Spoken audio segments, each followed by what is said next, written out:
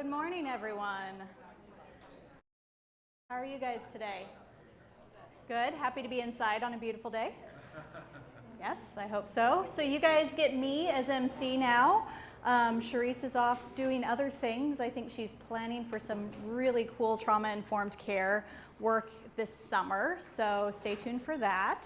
I'm really excited for us to be here. This is our 5th learning cohort, which is kind of crazy. The year is flying by. And we've talked about team building and registries and workflows and social determinants of health screening and all kinds of great things. But what I think has been missing a little bit this year is a focus back on the patients and the people that we're serving. And so we wanted to talk about that today because it's hard to do. It is absolutely at the core of why we are doing this work, but the actual intentional strategies to do that and to engage folks and to engage their families and the people who are around them can be a little bit challenging. So we have a couple of speakers this morning who are going to talk about their experience with that. And then we are going to try a new format after that, doing a little bit of a World Cafe and shuffling around tables. So be patient with us as we figure out the technology for that. We think we tested it and got it nailed down, but we'll see. And when we get to that part, I'll tell you how we'll do that shuffling. I want to acknowledge that we have remote participants with us today as well. We have the folks from Adams County Integrated. We have Lincoln County Drug and Alcohol, or Alcohol and Drug, excuse me. And I also believe I saw Lindsay from Chaz on the phone. So we do have some remote participants who will be part of the tables as well. And I think that's about all from me. I am going to pass it off to Jan Dobbs from Frontier and Lucas Leak from Planned Parenthood, who are going to be talking about what their organizations have been working on around patient and person-centered care. Right.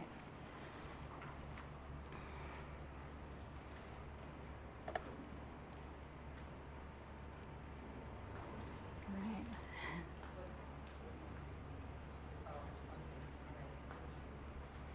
Sarah, would you mind helping me by putting this out on tables? I've got them separated by the... Okay. Try. I need, okay.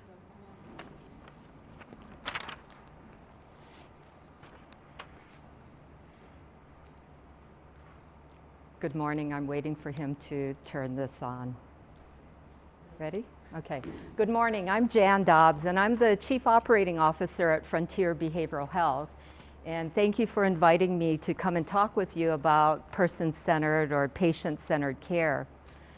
What I wanted to do, how many of you have person-centered care at your organization? Okay, great. Then please join in and share some of what you've done. We certainly are not the experts in this at Frontier, and we definitely tried to do the best we could to integrate the concept of person-centered care in our agency. So let me walk you through what Frontier did. This was really the focal point for us to create less institutionalized and more person-centered environment. So that was our goal. And in order to reach that goal, we looked at several different components to get us there. And the first thing that we did was we had to engage our leadership. We knew that without the buy-off from our board and from our leadership staff, that this was not going to go anywhere. So it really was about taking the time to educate our board, educate our leadership, so that they understood what person-centered care meant and how we were going to integrate that into every single thing that we did at Frontier. One of the things that we did was that we took the training that was offered by the National Behavioral Health Council, and so we went there and spent a few days with them to learn about trauma-informed care, which also integrates person-centered care into that concept. So we made sure that as a leadership staff, we understood the concept so then we could then share that with our board and with the rest of our leadership. Without that buy-in, it's really tough to make person-centered care work because there are a lot of changes that you have to be prepared to do as an organization in order to fully implement person-centered care to fidelity. The other thing was enlisting patients and families and partners. The way we went about this was we wanted to know, what did the people that we provide treatment to, what did they think? What did they think about the treatment that they were getting and how they were accessing that treatment? And what kind of benefits did they feel that they were getting from us? And by using surveys and asking those questions of our clients and their family members, we got some really good feedback about what their experience at Frontier had been. And it gave us information so that we could look at how do we apply person-centered care to that, and trauma-informed care, and how do we change our culture? Because it really is a culture shift. You're talking about doing things differently within your organization, and every single one of us will have different challenges, and we may not have to make certain changes because some of us may already be there, and we may just not have labeled it under the heading of person-centered care or trauma-informed care. The impetus for us to really start this was that the BHO or the BHASO years ago brought in Dr. Janice Tandora to talk with us about person-centered care planning. And so that really was a foundational piece for us. And out of that, then that moved us into the concept of trauma-informed care, and then we added on to that motivational interviewing. So knowing what our families and our and their loved ones thought about the care that they were receiving was really good feedback for us. For example, we came from a system where we had intakes scheduled, and they were scheduled according to when it was convenient for our clinicians. Well, we changed that model about 5-6 years ago and went to an open access model. So now clients or individuals come in for services whenever it's convenient for them. Monday through Friday, we have intakes that are offered from 7:30 in the morning till 3:30 in the afternoon. They come on a day and a time that's convenient for them. And what was the end result for us? We don't have any no-shows. Because when we scheduled people for days and times that were convenient for us, we were running about a 30% no-show. And now, when they can come in when it's convenient for them because it is more person-centered, then they come when they're ready for treatment, and they come at a time that works for them.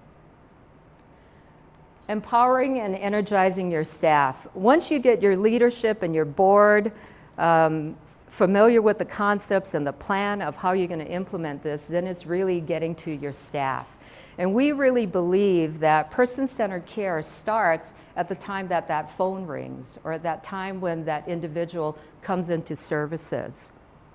So any interaction we have with an individual, that for us is that initial point of contact where person-centered care starts. So it meant training all of our staff, our facility staff, our customer service representatives, our clinical staff, because we wanted every encounter that an individual or a family member had with us to be person-centered. We wanted to be welcoming. We wanted to teach our staff through motivational interviewing, how do you communicate with people based on your role at Frontier? How do our customer service reps, who are our front desk staff, how do you talk with people? How do you greet them? How do you welcome them when they come into services with us? Or how do you become familiar with that individual so you know them by first name? Or you know when they're doing well and they're not doing well. And how do you then share that information with the clinician and the prescriber so that we can provide the best care possible? So we really saw this as a concept that would infiltrate every single employee and every single service that we provided. In order to empower our staff, then we had to equip and enable them and support them in this concept of person-centered care and trauma-informed care. I provided you with two magazines that we publish, and they have articles in them about trauma-informed care and about person-centered care. So please feel free to take a look at that. And what you'll see is that under trauma-informed care, we adopted the 7 domains. And we made the decision that we would do all 7 domains under trauma-informed care. So it's early screening and assessment, client-driven care and service, supporting trauma-informed and responsive workforce, evidence-based and emerging best practices, creating a safe environment, community outreach and partnership building, and emerging performance improvement and evaluation. So what we did with these 7 domains under trauma-informed care in order to equip and enable and support our staff to engage in these concepts is we asked them to volunteer for a domain that they were interested in. So we probably had 20 or more staff on each domain. And they were involved in how are we going to create a trauma-informed environment that is person-centered. We got a lot of good information from them, and we implemented a lot of different things as a result of the feedback that they provided. For example, like you, we work with a lot of individuals who have trauma in their history. And so one of the suggestions was that we provide EMDR. And so we created an opportunity for our staff to be trained in EMDR so that they could utilize that in their practice. Our environment is very different now. If you have been around and you were familiar with Spokane Mental Health back in the day, you saw that we had white walls and linoleum floors, and it was a pretty sterile environment. It was somewhat institutional. But through our trauma-informed care efforts, we looked at our environment. So if you came to our buildings now, you'll see that they all have a very similar look. We use warm colors. We have carpet where where it makes sense to have carpet, and we took out a lot of the linoleum. We have woodwork that goes, across the walls just to kind of warm things up a little bit. And even the pictures that we have on our walls are different. They are not institutional looking. They are scenes of Spokane, or they are scenes of individuals who have received services with quotes about how they felt about the service that they received from us. So, things as little as that make a huge difference.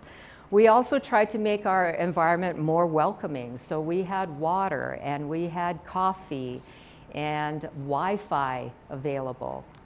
Now, when you think about this and us changing our environment for our clients, what we also experienced was that people who weren't our clients were coming into our buildings, and they were taking advantage of these amenities to the point where they would walk out with handfuls of our sugar and cream.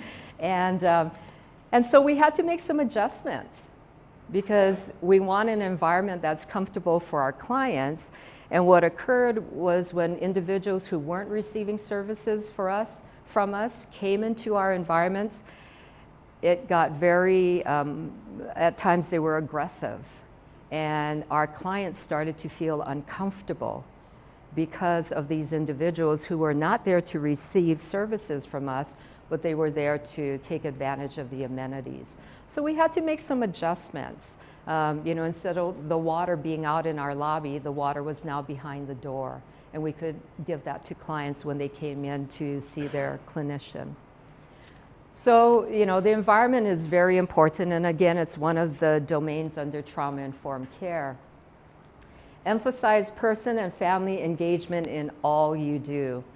We really believe that serving that individual as a whole makes a difference. We want to know who their support system is. We want to incorporate them into their care. And we are constantly looking at all of these domains and the changes that we've made and asking the question, is it still working? Is there something else we need to be doing? Is there a best practice or a promising practice that is new that we should pay attention to? We treat individuals of all ages. And so as a result, depending on the age group that our clinicians are treating, they may be involved in a few different types of best practices or promising practices. One of the other things that we did was we moved from therapists and case managers to calling our staff clinicians. And what that means for us is that that single person can provide therapy and case management services. And the reason we went in that direction is because we all know that we may have a client whose initial needs are case management services, but as they stabilize, they could take advantage of therapy. And it didn't make sense for us to separate that treatment. So we now hire individuals who can do both, so that when that client's needs change, then that clinician is able to meet those needs, and we don't have to move that client around to different professional staff. So this is how Frontier did this, and like I said, there are several different ways to do this. And I'm sure since all of you are familiar with it, you probably have done it in ways that are different than what we did. Because we follow the council's training on trauma-informed care, that really helped us to organize ourselves, give ourselves some goals of what we wanted to accomplish within a certain time frame. And then it helped us to figure out what we provide now, where does it fit, and how are we going to make those changes? Do you have any questions? Great, thank you. Oh, Jan, I have a question to start us off, okay. If you don't mind. Can you talk a little bit more about how you guys engage the family and the other folks around your clients? Surveys, and as well as, as families came into treatment with their loved one, then we would ask questions of them. And we have a process where people can provide us with feedback, and so we take that feedback, and sometimes that feedback comes in the form of a complaint. And sometimes that's the best source of information for us, because that tells us that something did not agree with them, something may not have gone right, and is that an opportunity for us to then change a process? Yes? How did it change from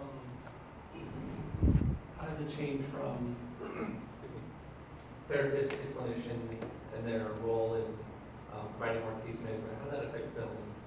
Billing? Yes. They code, according to what they're providing. So. Did that affect your reimbursements? No, it really has not. Yeah. So, and I'm glad you brought that up, because as we made these changes, we had to be sure that our staff were using the correct billing codes and that they were documenting in a way that would satisfy meeting the requirements of that code. But it also meant for us that we had to incorporate a different language into our documentation. We don't talk about discharging clients, we talk about graduating them from services. We have relabeled some of our groups, so they are not groups, they are workshops. So we're trying to use language that is more aligned with person-centered care, and it's reflected in our documentation as well. That's a great question, thank you. Other questions for Jan? All right. Great. Thank you, Jan.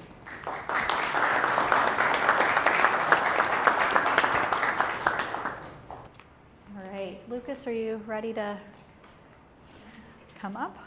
All right. All right. And for everyone, if you guys have questions that come up for either of them throughout, we'll ask them at the end. I have a couple of teed up for you both at the end. So. Awesome. All right. All right, hello everybody. This is intimidating as it can be. Okay, my name is Lucas Luke. I'm the Transgender Health and Community Coordinator at Planned Parenthood, Greater Washington, North Idaho. So I have 11 clinics over Eastern Washington and a ton of miles to drive. Okay, so we started our transgender health program January 2018 at Planned Parenthood in this area. I was still pursuing my master's in social work at the time and going to school, and had no idea this was going on, actually. What happened with us is some of our admin went off. We have an affiliate in upstate New York who has been doing this program for about 2 years, and they've pretty much got it mastered-ish. So some of our admin, they went to the national conference, they heard a presentation, they went, oh my gosh, we should do this. Yeah. So, Planned Parenthood has always been fantastic at serving those who face the most stigma, the most discrimination. They've always been fantastic at providing privacy and advocating for people's right to choose their informed consent on all levels. So they went, you know what, we're in a great position, we can do this, and this is a need in our community that we can serve. They came back and they said, okay, we're doing this. Everybody did a couple of little online trainings about what this might look like. They did some great things like the intake forms. They worked on preferred names or chosen names. They did pronouns. They had a lot of good ideas. And they said, okay, we're doing gender-affirming hormones. And they started. 6 months later, they went, this is nowhere near as easy as we thought it was going to be. Because while they had exceptional years and years of knowledge about sexual and reproductive health, they had no idea who the community was that they were serving. So 1 week before graduation, they reached out to me and said, do you have a job yet? I said, no, as a matter of fact, but I could use one. And here I am. Okay. So I am many, many things, an MSW included. I also happen to be a trans man. And I'm very, very active in the community. I know a lot of folks, and I understand a lot of the barriers that the transgender and gender diverse community face, especially in healthcare. Okay. 19% are refused care altogether for things such as ear infections. We don't treat you people, right? Over 50% have to educate their providers on what this is. These are the challenges that the transgender and gender diverse community faces when they seek health care. So just putting a sign on the front of the building and saying we offer gender affirming hormones isn't sufficient. Now, person-centered care, what is it? It's actually moving from, and this is a difficult move for a lot of providers, moving from I have the expertise, I'm the expert, I have advanced knowledge, tell me what I need to fix with you and I will fix that. It's moving away from that, and it's moving to a working with that patient, allowing that patient, just like if you're in a meeting, because we all spend most of our life in meetings, I'm sure, in our organizations, right? And we bring a lot of experts from different departments to the table, and we get input from everybody, and we decide what our next course of action is. Person-centered care is really that with the patient. While we still have the expertise, we still have the advanced knowledge, so do they. They are also experts. They are experts in their life, their challenges, their strengths, the brilliance of the experience, and the not so brilliant, right? Bringing them to the table. So WPATH Standards, who writes all the guidelines on transgender health and how to do this, they moved from a Harry Benjamin standard, which required the golden ticket from the therapist for hormones, to an informed consent model. Everybody went, awesome, right? We don't have to convince the world that we're not crazy in order to get our testosterone or our estradiol. Sounds great. Informed consent implies there's informed. And that's what Planned Parenthood was missing. They had no idea the population that they were serving. They weren't a part of that population. And they didn't know what kind of information should we provide to our patients about informed consent before they sign off. A lot of our providers were used to, like I said, what can I fix? And that's not sufficient in the transgender world, because that person is coming with their own goals, their own dreams, what they want, what they don't want, what they prioritize. And those priorities might be different than the provider's priorities. So sitting down and having that conversation, allowing that patient to drive some of that, is very challenging, right? Yes, you can be affirming in your intake forms, you can be affirming in your language. And we are. I have had patients come to me after the fact, after their first appointment, and they said, when they called my name in the waiting room, it was the first time anybody ever used that name. I almost didn't respond because I didn't know what to do. It was so exciting. It can come down to the smallest little things such as that, and it can come down to, okay, you have a lot of issues going on. There's a lot going on there, right? How does that provider even approach that? Ask. That's person-centered, right? What is your priority? yeah, this looks a little challenging. I'm not sure we're going to be able to do at the level that you want to do it. Because looking at your labs, right, we've got some work to do. That said, how then do you get that hypertension treated?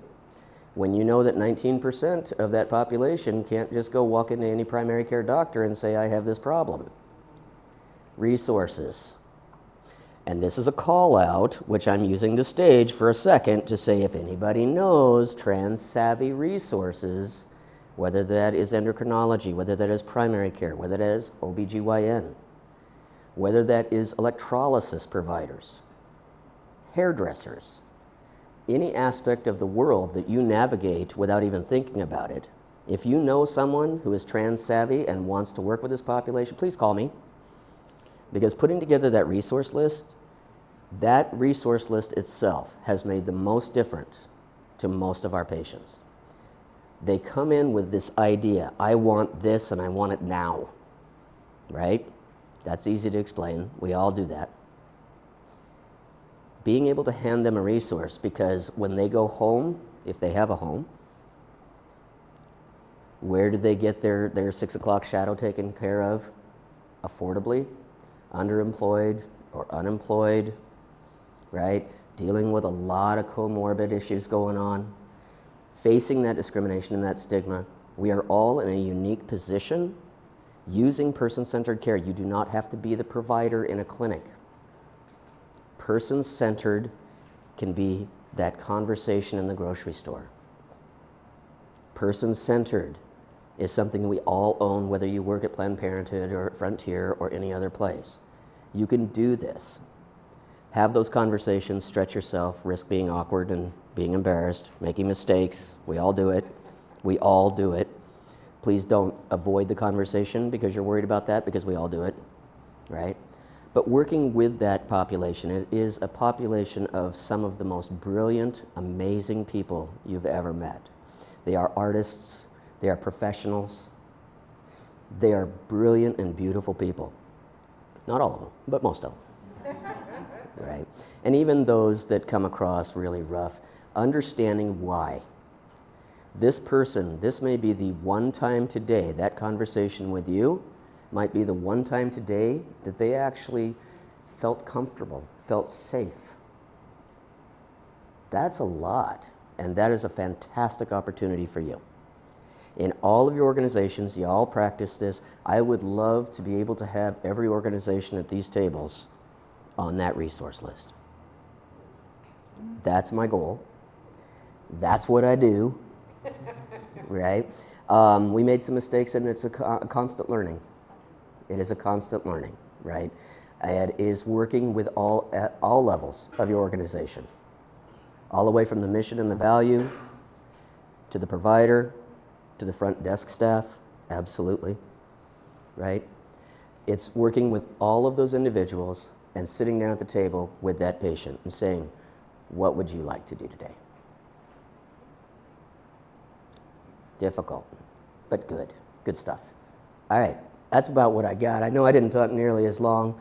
We're ongoing, we're developing some intake packets to provide that informed aspect, right? There's a lot of information on the Google. Not all of it is right? A lot of our patients come to us and go, okay, a friend of mine told me this, and you go, yeah, no, that is really not the way that works. But let me tell you how it does work, and let me walk beside you to make that happen, right? We're working on that. We're working on peer-to-peer support groups. We have a huge need in Spokane. For peer-to-peer support groups, we have one. We have one parent or family support group that has 3 people in it and no consistent place to meet. These are invaluable services, right? How do you even navigate this as a parent, as a spouse, as a child of a transgender person, right? Unique challenges. I work a lot with parents. They're going, okay, I feel like I just entered the eye of a hurricane. How do I do this? I've seen the statistics. I've seen the suicide rates, 41 to 46%, 10 times the attempted suicide rate for youth and adolescent, 10 times. So I've seen those, and I don't want my child to die, so how do I do this? I also am going through my own transition, my own grief and loss, my own trying to reestablish my entire history, my narrative. I can no longer talk about when my daughter did blah, blah, blah, or my son did blah, blah, blah. That's a lot to navigate, and everybody in this room can help with that. All right, what do we got? Fire away. There's one. Well, so you did mention child and adolescence. I So did. Hello. So you mentioned child and adolescence in your statement there, and thank you for all that. It was really interesting. Do you have resources for teens and adolescents? In Spokane, the desert, we have one provider who works with adolescents and youth on all kinds of different stuff, anything medical. Pardon? Anything medical. We have about 5 or 6 therapists, one in particular that really specializes in youth and adolescents. And there's a lot of extra considerations before hormones or puberty blockers that come into play with adolescents. And so those are entirely different conversations, right? With that family, with that child, with that teen. Entirely different conversations, but valuable too, right? There's not a heck of a lot. I mean, we're working hard at trying to develop resources, I walk into businesses all the time and say, hi, my name is Lucas, I'm trans, can we talk? Yeah, it starts amazing conversations, just saying, but it happens, right? And that's how it works. Word of mouth. Word of mouth within the transgender and gender diverse community is amazing. That's how we know where to go, who to talk to, who not to. And that's why I'm a part of like 6 different groups in the area across the state, and I get those feeds all the time. And then I contact that patient or that patient's family and say, would you mind talking to me? I want to make sure that if I'm going to refer somebody here, that it's appropriate, that it's right, and they're going to have a good experience, right? Planned Parenthood at this point is doing 18 plus on hormones. Eventually, we would like to extend that into adolescence, but we need to perfect what we're doing first, right? Would you mind leaving your email real quick, and I can email you about some? I would love to. In fact, you know what? I'm going to hand out my business card to everybody because, yeah, that's what I do, right? And if you have a client, if you have a family member, if you yourself are interested in sitting down, I love coffee, just saying, right? And I'm available most times for coffee on the drop of a hat. So if you happen to be in the area and you say, hey, let's go to Starbucks, we can have a great discussion, okay? And yeah, and feedback, please, please, any good or bad, okay? You bet. Other questions from audience folks? That was the worst presentation ever, and nobody has a question. Could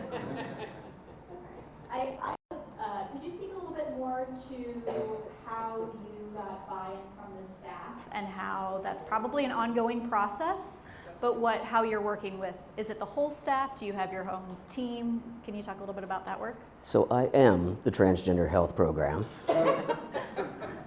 and I have a lot of staff, right? So one thing that I started right off the bat is what I called Lunch with Lucas, because in our clinics, it's hard to get everybody in the clinic together at one time, right? I mean, it's constantly moving. We all know that, right? So lunch is that one time when you can get everybody to the table.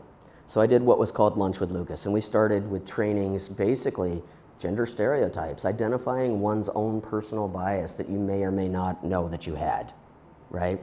Talking points, affirming wordage, right? Cisgender privilege, identifying your own privilege so that then you can work with that client and understand why their reaction may or may not be what you expected it to be, right? Having those conversations. So we did Lunch with Lucas, and yeah, lots of Palouse driving. And we would go and we would say, okay, let's talk about gender stereotypes. Let's talk about what. And what that did is that sparked a ton of conversations, right? It sparked people coming and saying, want to go to coffee? Yes, I do, right? Not everybody is as passionate as I would love them to be. You can't take an organization that size and expect that everybody's going to be half as passionate about it as I am. That said, the majority are, and there's something to be said for peer pressure, right? When you have an entire clinic full of folks that are like, this is so cool, I'm so excited, and this is what I'm learning, and this is what I screwed up the other day, and this is how I protected myself from doing it again, this is what I identified in myself. That person that's sitting next to him is going, wow, that sounds pretty cool, and you're pretty excited, and maybe I should think about this myself. That's a good thing. Being available at any time is really invaluable also. Having someone who has lived the experience, who knows of others' lived experiences, and the emotions around those experiences are not always consistent, but understanding a lot of that really helps folks within our clinics, all of our providers, our staff of all levels, even admin. It really helps them to sit down and say, okay, I'm having a hard time wrapping my head around some of this. What is the Z pronoun? Z, zer, what? I don't get it. How can they be singular? How can that pronoun be singular, right? Understanding, what is asexual? What do you mean? They don't. What is agender? Wait, they don't have any gender? I can't wrap my head around that, right? Having someone who can sit down and say, yeah, this is what this is about. Man, they do take advantage of that. They reach out to me all the time. And you know what? I don't know everything. I've lived the experience and continue to do so and will for the rest of my life. And I will continue to work with folks in the community, the ones that have voices and the ones that don't, to make sure that we can, better the world, right? That's what we all want to do. Someday I would love to not have to have a separate program for transgender health.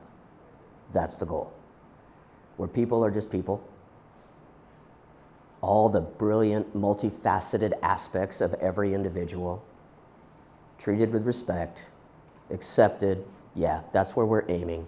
Having someone that can speak to it and also is kind and understanding.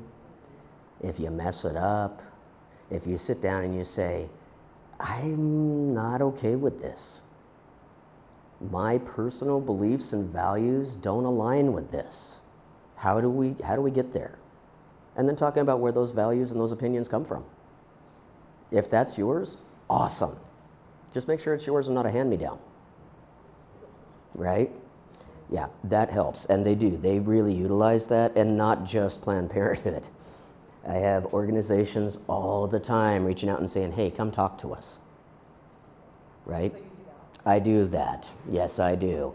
Because really, my goal is sometime before I die, which is common, right, at this rate, sometime before I die, where people can just be people. And all the beautiful parts of them are accepted. And the not so beautiful parts, right? We all have luggage. Some people's luggage is heavier than others. Cool. Okay, we have a couple of questions about intake from our remote participants, one for you and then one for Jan. So for Lucas, can you talk just a second for your affirmative intake forms? Was that something you developed? Were there other best practices that you drew from? Can you talk a little bit about well, where that we came from? were lucky because, like I said, the Southern Finger Lakes affiliate in New York, they were all over that. And they had made a lot of mistakes before we started. So we learned from those mistakes, right? And one of those big mistakes is names and pronouns. There is nothing more affirming and starts off that appointment either on a good foot or a bad foot than names and pronouns.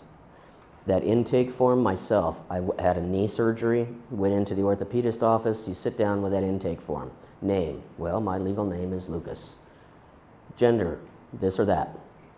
All right, well, on my driver's license it says M. Okay. Previous medications you're on. Testosterone, lisinopril, I'm old, yeah, lisinopril, anyway. All this stuff, right? And then previous surgeries. Well, yeah, I had a cesarean section. Ooh, how do you put that on the form with all the rest of that stuff? You know, sitting there filling that form out, that you're going to hand it to the girl at the front desk, who is then going to go back in the back with everybody else and go, what? What is this? Oh my gosh. Meanwhile, you're sitting, whether they do that or whether they don't, you're sitting in the lobby going, yep, they're having that conversation right now. Yep, just put me on the podium. Yeah, this is who I am. Right? Honestly, whether that's happening or whether it's not, that's what you believe is happening. So making those intake forms, providing privacy and confidentiality. When it starts off and says, what's your legal name? What name do you want to go by? What pronoun do you use? You immediately see that and go, oh, that's cool. Maybe when I fill out all the rest of this, that's not going to be happening in the back. Even if it does, we feel better in the lobby, right? Going, all right, these folks know something. When someone introduces themselves and says, hi, my name is Lucas, he, him, and his, and then moves on to what I'm going to say, don't hover, please don't hover, because that's awkward. It also makes somebody feel obligated to then out themselves. Not cool. But when you say that, and then you move on to what you're going to say, that person heard, hey, this person's safe. This person is someone I can approach. Huge. That little tiny difference. The little tiniest things can make all the difference in that experience. And how much that patient's going to work with you, what they're going to take away from that visit, what they're actually going to do when they leave per your instructions. Yeah, there's person-centered. They suddenly have buy-in. It's good. Great, thank you. And Yeah. I assume when you distribute your cards, if people are curious about those forms, they can Absolutely. coffee with Lucas? Okay, great. Yes. All right, and I'm going to wrap us up with one last question from online. This is for Jan. There you go. And the question is around your intakes, if you have your staff dedicated to intakes, if they have other things going on. I think this is around kind of your open hours. What happens if more folks come in than you have clinicians available? Can you talk about that? With our open access process, we have staff that are dedicated to only do intakes. And we have like 8, 9, 10 of them. I just added 2 part-time staff to work in the morning because that's when our biggest rush is. Usually at 7:30 in the morning, we have people that are standing outside of our door waiting to come in for an intake. So that's another refinement that we had to make in terms of being person-centered. How do we meet the demand? And you can imagine on any given day, depending on the weather, depending on what's going on, intakes wax and wane. But I always have to have, a certain number of staff that are available. And because we do all ages, I have to have staff that are available to do children and adolescents and adults and elders. So we do have staff that are dedicated to do this. There are times when we could have 20 people that show up in the morning. And if I've got 8 or 10 staff, then I've got 10 people waiting. And so what we'll do is we'll talk with them and we'll let them know that you're probably going to be waiting for at least an hour. And would you be interested in waiting? Or would you like to come back? Or we will also offer them the opportunity to be scheduled. So if waiting or coming back doesn't work for them, would they like a scheduled appointment? A lot of people will say, no, I'll just come back. Or, I'll just go get a bite to eat and then, I'll come back later on in the day.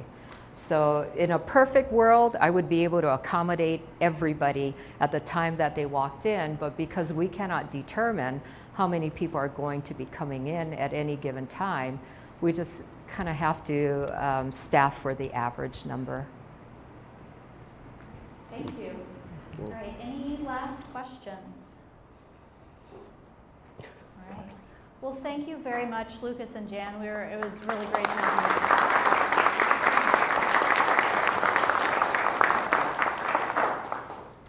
All right, we are going to move on to some fun with tables.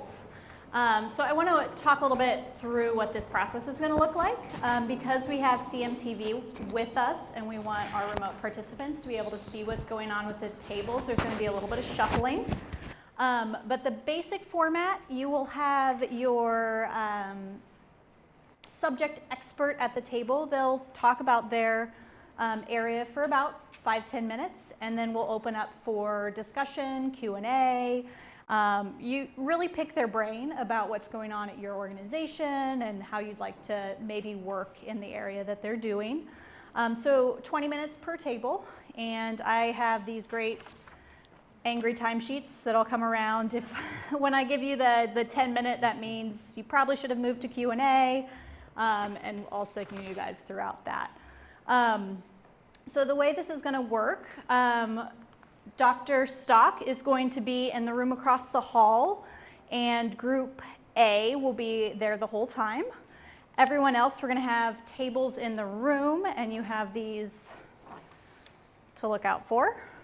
We are going to shuffle the tables in this room a little bit so that our CMTV folks do not have to move cameras around.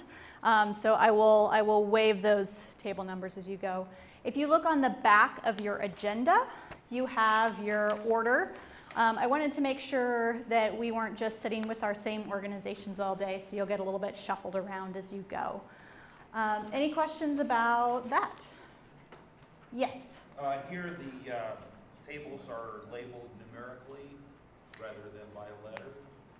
So that should be round 1, 2, 3, 4, 5. So there'll be 5 rounds of tables. Let me make sure you have, yeah. If you printed that off from the internet 2 days ago or a day ago, I had them, yep, I'll get you a different one. I realized that yesterday after I had printed everything off. So, but if you look on the back. Sure. All right, so on your table, that's what I want you to ask. So the third column says table, that's where you're going to go. So you are going to go to A first. Yeah. Yep, you're going to shuffle around. All right. Yep, whatever it says on your agenda. So in your table column, if it says A, you're going to go across the room with Dr. Stock. If you are B, we are this front table up here. Brandy, could you put up the B sign for me? Thank you. C, D, and E. All right, so you have about 5 minutes to find your table. Find me if you have questions. All right. So, I think, yes, you do.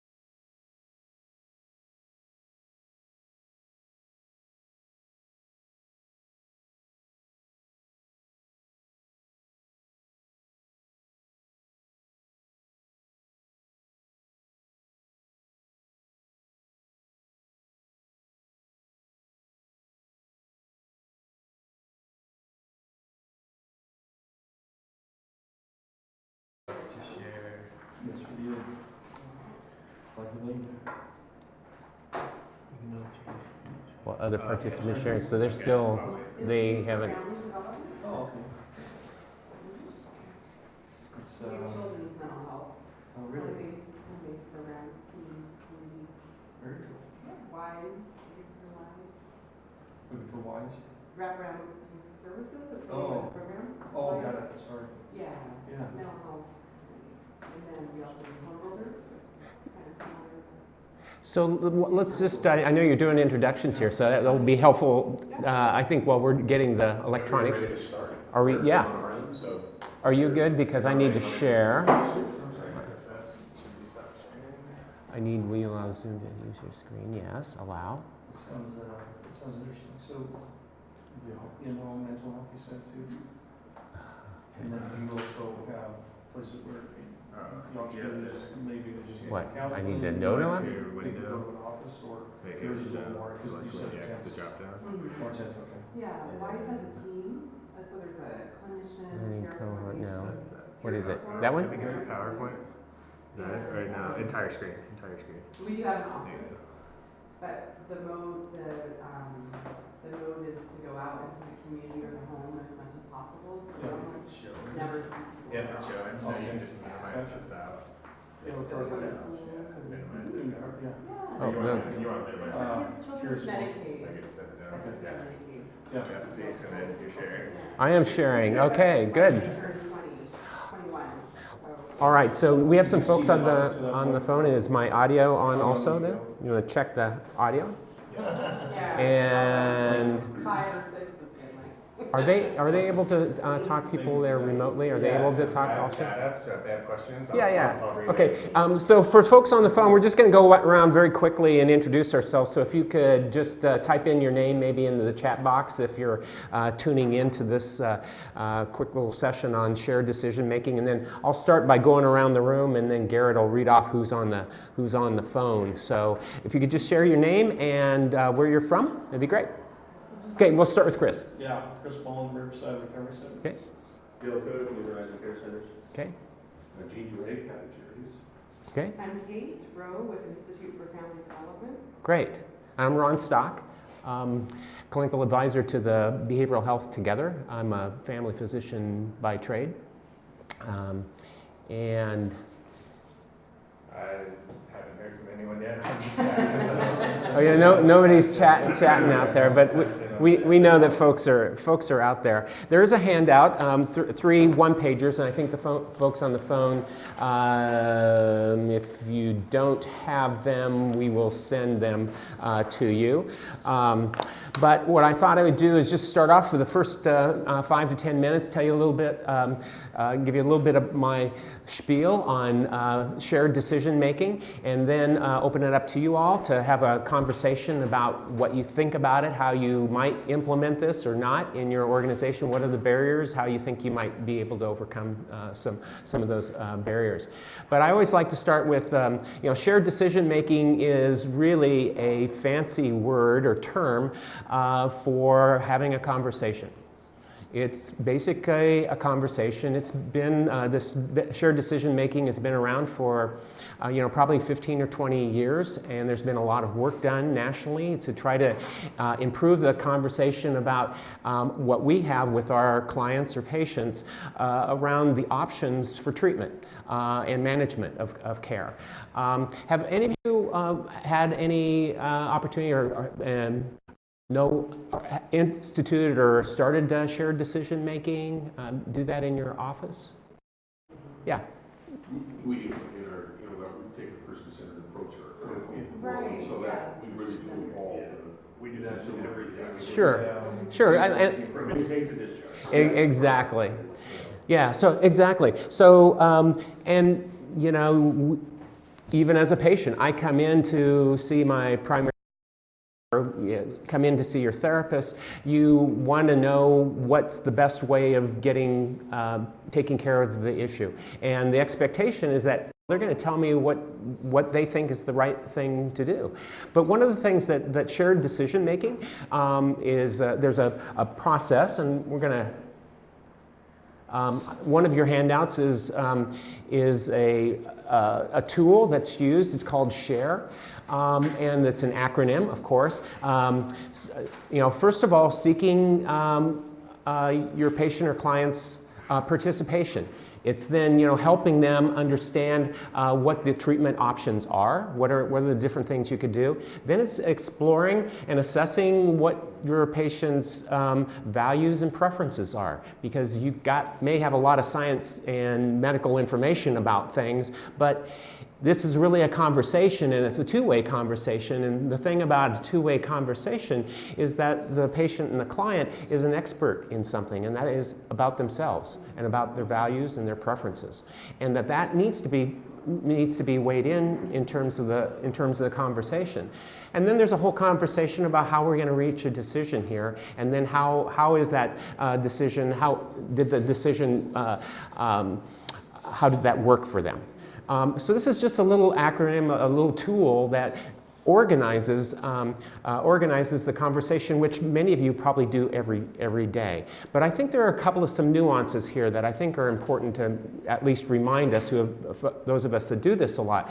One is that not everybody that we talk to believes that there are options or even knows that there are options. And one of the things that I think is important is to invite them with the statement or with the idea that, you have options here. At least in my world, in terms of primary care, I gotta say that probably 80-85% of what I do, there are other options. There's no one way of doing this. Even if it's not doing anything at all, it's watchful waiting.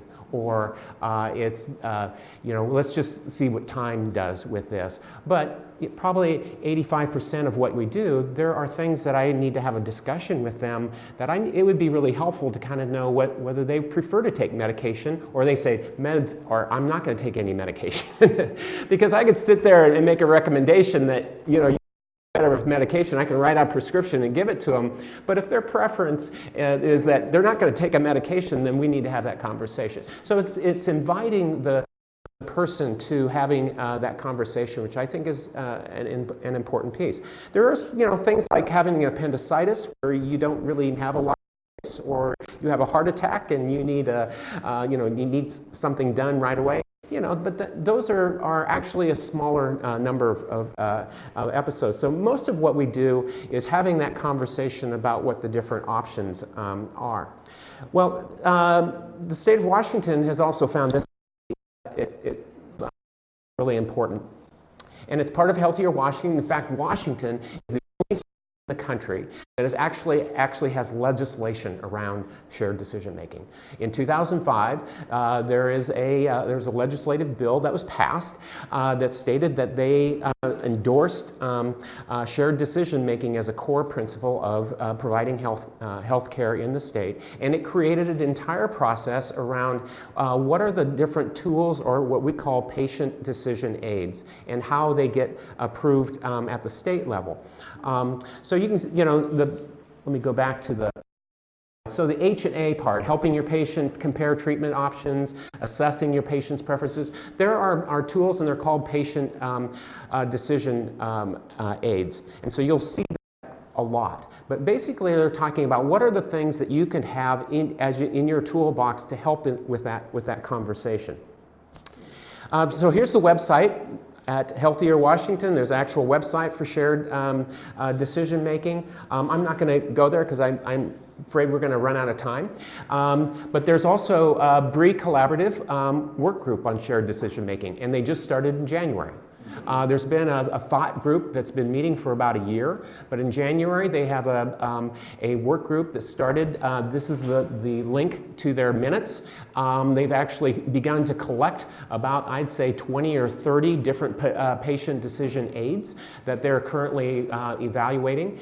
They're talking about what can they do to help promote the idea of having this conversation around particularly specific topics that seem to be preference and value-oriented and important things like hip replacement. Could also be around having a birth after having a C-section. They also have their decision aids about using about MAT, about pain management, ADHD treatment. So there are a number of aids that they're evaluating, and to begin to make a list of what are those aids that they endorse. That these are aids that really have the state-of-the-art best practice and you could use in your practice. There's likely going to be more coming out from this BRE collaborative group. I picked 4 examples for you. There are a lot of examples, but I picked 4. So I have one on diabetes, one on MAT and recovery. It came from SAMHSA. There's one Cincinnati Children's Hospital, and the last one is on depression and treatment of and treatment for adult depression. So I could share any of those. They all look a little bit different, but you'll see that they have sort of a core piece of that is to really begin to draw out from folks what they value and what their preferences are, and it also looks at how used as a decision-making tool. So let's see if this is going to work. So I'm going to. The Mayo Clinic has long been known as. I've used them a lot, and in fact,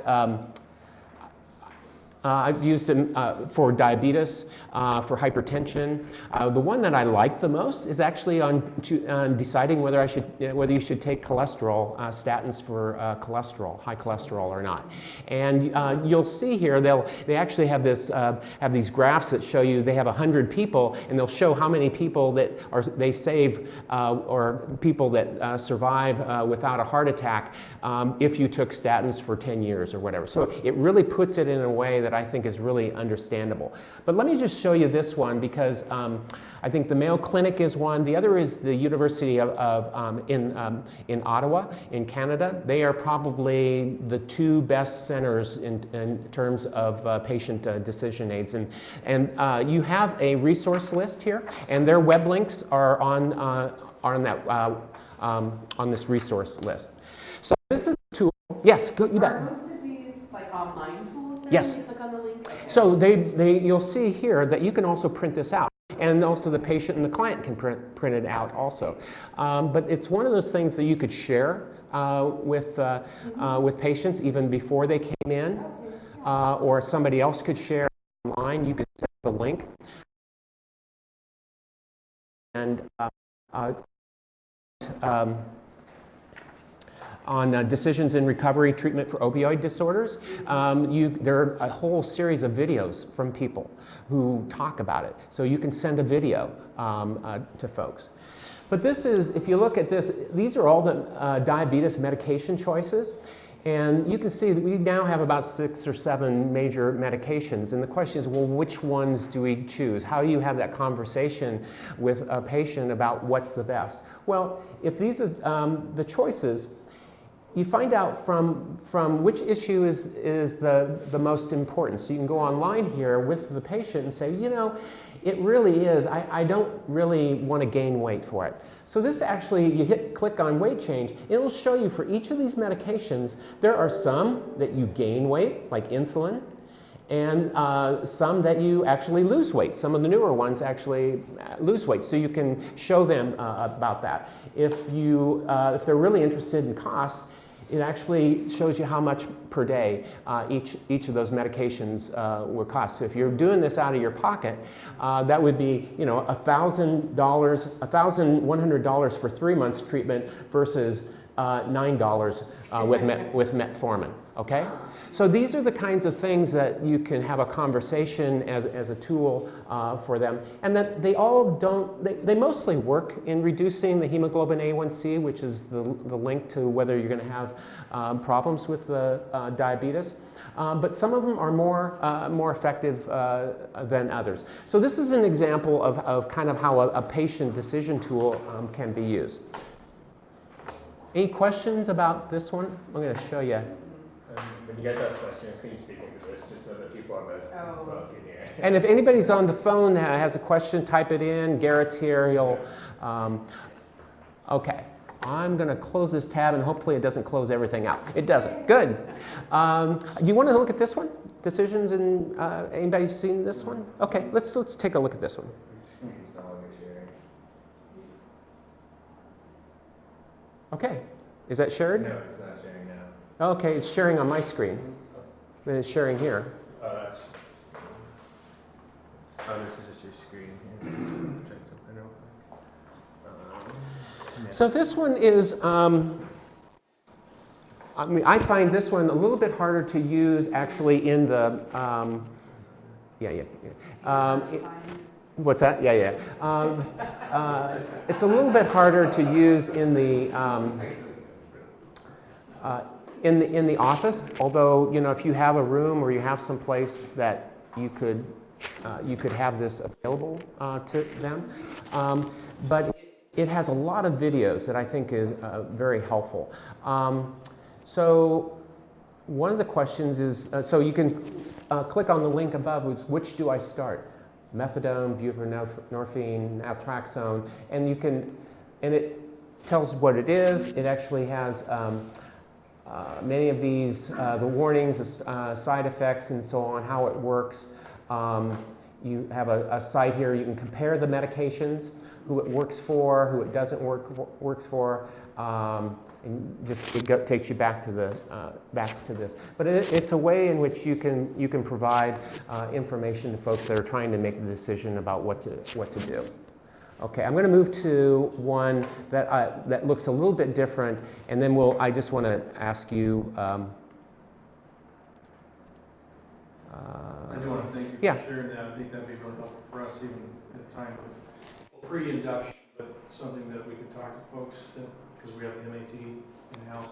That's something that'd be pretty neat, because they say, well, what's this, what's that? And that'd be nice to be able to even pull it up on a tablet or something. Yeah. We go forward to talk to someone. Exactly.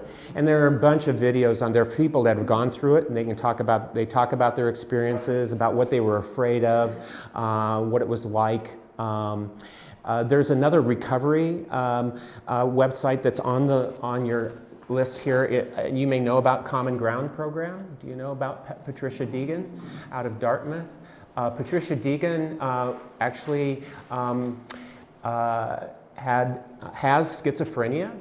She then went to got her PhD in psychology and developed a recovery program for both mental health and recovery for substance use program. And there are a bunch of aids and videos and so on there. I think she does terrific work, and it's sponsored by Dartmouth. But you have the link on here, and I'd encourage you to take a look at that one also. Common Ground? Yeah, it's called the Common Ground program. Yeah. This one I just wanted to show you real quick because it looks a little bit different. And this is the Ottawa tools. They do, I think, some of the best, if not the best tools. And the link is also on this handout. But this is one where for adult depression. So a patient would go here and they would click on factors, and it just gives them some information about depression. Who should consider making a change. And it just talks about taking priorities into account. And then you go to the next page, and it actually asks them to match what their priorities are. So, you know, the priority here, and you just click and you drag it here. This is my first priority, is avoid making a change in my life. Another one might be increases my chances of survival, and I don't want to go broke, okay? And then it actually takes you to those first priorities, and you click to see what those options are. And on options here, it tells you that watchful waiting is probably the best option for supporting that. And then options not supporting, and this gets to things like, you know, psychotherapy, okay? What are the pros and cons, benefits of psychotherapy and the harms of psychotherapy? And it gives some data about that. But not everybody, okay, if you get psychotherapy for every 100 adults, 33 experience a decrease in depression symptoms. If you look at the medicine, it's much worse than that. It's like 16 or 17. So it gives them folks some data about how they might decide to take medications or treatment for their adult depression. Will these stats be primarily exclusively for Canadian, they're Canadian stats, if you will, or is this like America, Canada? I mean, it's actually international because we have data from Europe also on this. The only reason they say this is because I might include this as something and cite them, let's say, or reference them. Oh yeah. Give them credit, but also say, I just didn't know that for Canada or No, and they have their citations if you need to do that on their website. But you have the link here about they have, dozens of patient decision aids on a variety of topics. Okay, and I think their process is probably best practice. Other people in the world use their approach for that. In fact, I think the Mayo Clinic uses the Ottawa approach to evaluate whether the decision aid is good or not. I like the drag and drop prioritization. It's Yeah. really nice. It helps them. People don't always know what the priorities are, but when they can see and then pull it in, I think it's very Right. helpful. Yeah, I like that because you were just talking about informed consent, and Yeah. this is like a really good way to get to informed consent. It is. It's a way to get there, but it's not. Yeah. So some of the conversation in the state of Washington, I noticed this in the minutes of the BRE Collaborative, is talking about, well, does this count as informed consent? And I think that's part of the discussion because informed consent is more of a legal kind of thing. This is really taking in, but it could be a way to get to an informed consent where people actually sign on the dotted line for something. So your thoughts about this, something that's useful, is this something you could use in your practices, in what you do? Well, I have a question. I'm sure you've been asked this probably lots of times, but for a person who focuses on primary health, Yeah. who's got a very small window within which they have to see a patient, right? Maybe 20 minutes or something like that. I would expect to experience some resistance with this, but maybe I'm wrong. That's the number one reason for why this is, I would say, struggled a little bit to get off the ground has been the time factor and getting buy-in from clinicians. Yeah, buy-in from leadership folks. We've got some data that suggests that that's not particularly an issue. People like this idea. I mean, this is something all of us would like to have in our own interactions, right?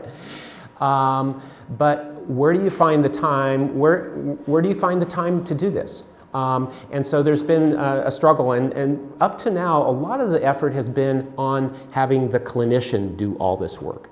And what the move is now is to having community health workers, navigators, having your care manager or care coordinator, folks doing a lot of this work, or sending this home for folks and following up with a phone call or an email exchange about questions about. So we're beginning to look at other ways, which I think is the right way to go. There was a study done, it was in the Mayo Clinic. They looked at how much extra time did this add to the visit, and what they found, on average, it added 10%. To do this. So if you have a 20-minute visit for a primary care, you're looking at 2 to 3 minutes more added to that. So there is some data, and there's a lot of sensitivity around adding this. One of the things you don't see is, well, how much time does this save down the road of having have a conversation again, maybe for the second or third time, about something that maybe you tried to cover? Yeah. Did you have question? No. Okay. If you want to wrap up, and we'll move to our next table. I know it's never enough time, but I hope you made that connection. All right. Thank you, guys. I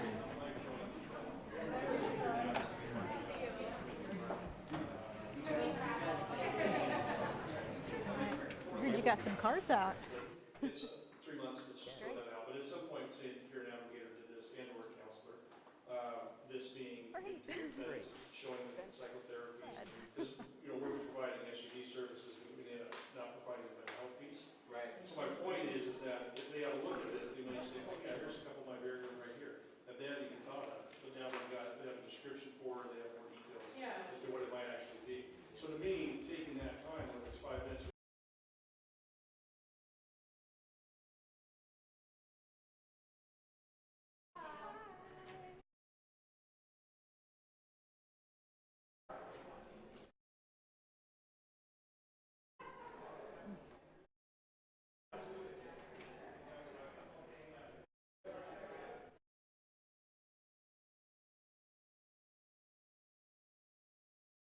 What table are you looking at?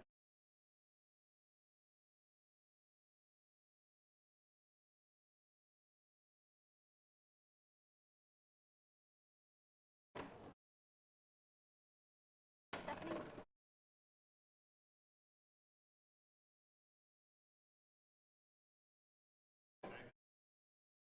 Muted is, okay, you'll be at this table for the rest of the time. Yep.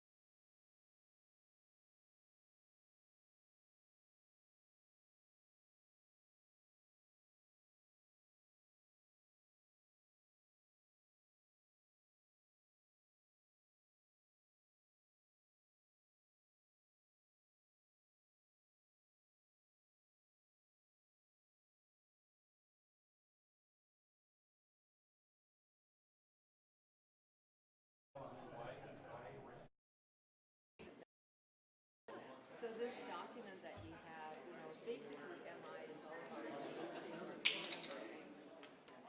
And the reason why Frontier incorporated MI into our practice is because we can see how it aligns with person-centered care as well as trauma-informed care.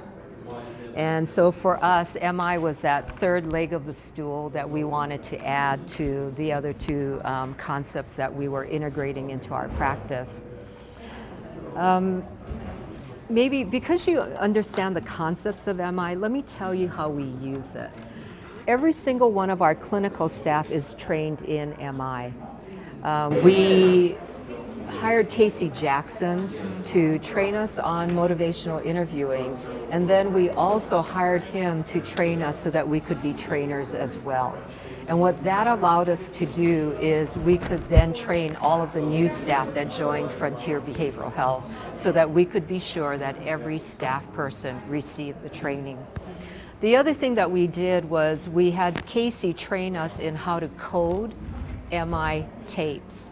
And so we make little microphone tape things available to our staff, and we encourage them to tape a session, and we get the client's permission.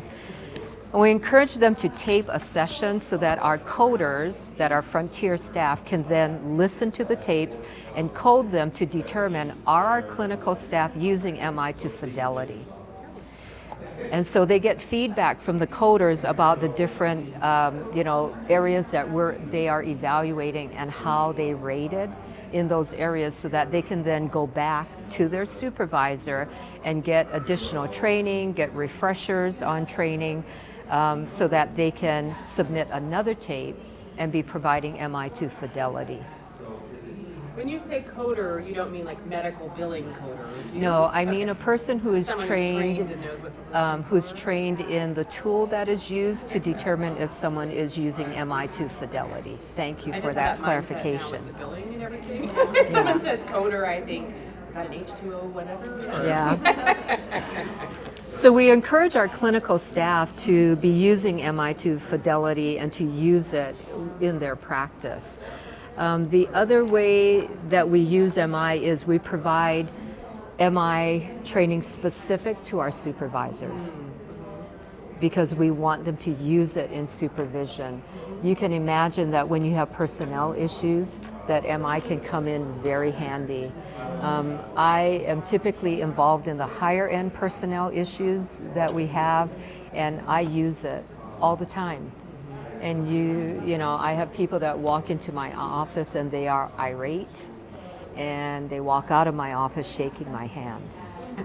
And so we wanted, because I see the value of it in the interactions I have with personnel types of issues, or even in meetings where there's conflict, we wanted to be sure that our supervisors could use it in supervision and, you know, hopefully be able to establish a firm foundation with their staff and then be able to have those difficult conversations with them in a way that could help reduce resistance with staff.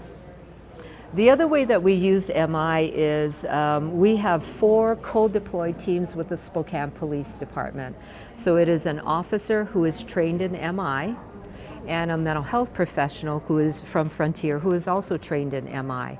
So I have 4 co-deployed teams with the Spokane Police Department, 1 co-deployed team with the Spokane Sheriff's Department, and 1 co-deployed team with the Spokane Fire Department. And because we train these staff together in MI, we're all speaking the same language. And we all understand the concepts of MI, and we all understand how to use it and when not to use it. If you can imagine, officers, their basic training is compliance. You will do what I'm asking you to do or else. You know, and when we train the officers, we talk with them about these 12 roadblocks, and they would readily agree that they use every single one of these. Ordering and directing, that is what they're trained to do. You need to do this or else. I'm going to move into a compliance model. Or there are warnings or threats. If you don't sit down, I will have to handcuff you. Or if you don't go there so I can talk to her, I'm going to handcuff you, or I'm going to put you in my patrol car. Or giving advice and making suggestions. You know, they offer advice. You know, maybe you shouldn't be here for a while if you're constantly fighting with your significant other. Why don't you go to your mom's? You know, maybe you need some counseling. So they're, you know, they're helpers by nature. You know, so we look at those roadblocks and we talk with them about how this is very common in a compliance model. We do it in clinical practice as well. We can get very compliant with people. And so motivational interviewing offers the officers and our staff a different approach. How do you work with that resistance and that ambivalence using MI techniques? And what we have found is that, you know, I know that there are a lot of contributing factors to use of force, but there has absolutely been a decrease in use of force with the Spokane Police Department, and some of it is attributed to the CIT 40-hour training that they get from us, as well as those officers that are trained in MI. And what we did when we wanted to, because this is a new concept. I don't think you will find a police department that is trained in MI, and not all patrol officers are trained in this. But I would venture to guess that we are the only police department in the United States, and maybe even internationally, where our command officers from the chief on down are trained in MI. We just went through a series of 2 separate trainings in MI for the Spokane Police Department's command staff. And they are all trained in these concepts. And the reason why we did that is because it didn't make sense that the patrol officers were trained in MI and, you know, the staff above them were not. So if you can imagine a scene where someone is on the bridge and you have you have officers that are not trained in MI, they're trying to get someone off a bridge, they are not making any headway, then we need the command staff to know, hey, let's grab an MI trained officer and let's see if he or she can have an impact. And what we find is that they do. That they are able to get good results. So, as I said, not all patrol officers are trained in MI, and in fact, when we wanted to kind of see if this concept would work, we selected the officers that we felt would be amenable to learning about a new way of communicating, and that they could integrate it and use it in their everyday contact. And so we selected the initial officers, but what's happened from that, because the officers or the deputy is on scene using MI and they can see the results that they're getting, now we have officers and deputies saying, when is your next class? Can I sign up? Yeah. And the way that we have been able to do this is through grants. Because the training is, the training is something that all of us probably don't have the funds sitting around. So I've been able to get some grants so that we can do this. And unfortunately, or fortunately, we have a train the trainer model, but we can only train FBH staff, or we would want to invite all of you to be trained in it. But the training we receive, we can only give to our own staff.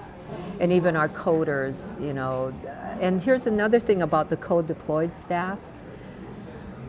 All our officers, city officers, have body cameras on them. So we take their body camera and we have our coders code the body camera tape so we know if they're using it to fidelity. Wow. And as Casey trains law enforcement, on that first day they are told, submit body camera tapes. Because we have 5 days with him, and he will use the body camera tape and show it to the class, and he will say to them, what would you have said here? And then he gets them to use reflective statements, or he gets them to identify, is there empathy being used here or not? So it is so impactful because they can see themselves on camera, they see how they operate, they know what their procedures are, and then they can see MI being used, and they can see the results. Frontier is currently in partnership with WSU and Casey Jackson and the Spokane Police Department. We are submitting a grant with the National Institute of Justice because we want to do research on MI being used with law enforcement as an alternative mode of communication and a different skill set that we believe has good results. And we're hoping that if this research confirms what we believe is happening, that other law enforcement agencies will look at it and hopefully use it. And we find that it's a good way of communicating with people who have mental illness or substance use disorders, or if they're developmentally disabled. It just gives the officers another tool, another option. Nice work. Yeah, it's been really interesting, and someday when the Sheriff's Department gets body cameras, then we'll code their tapes as well.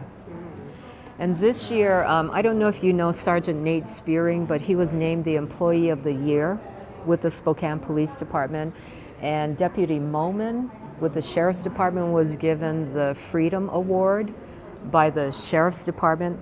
Those are the two primary people that are with our co-deployed teams. Wow. Oh, wow. So I want to believe it's not an accident that they're on the co-deployed teams, they're using MI, and we're getting amazing results with diverting people from jail, emergency departments, and inpatient psych treatment. Yeah.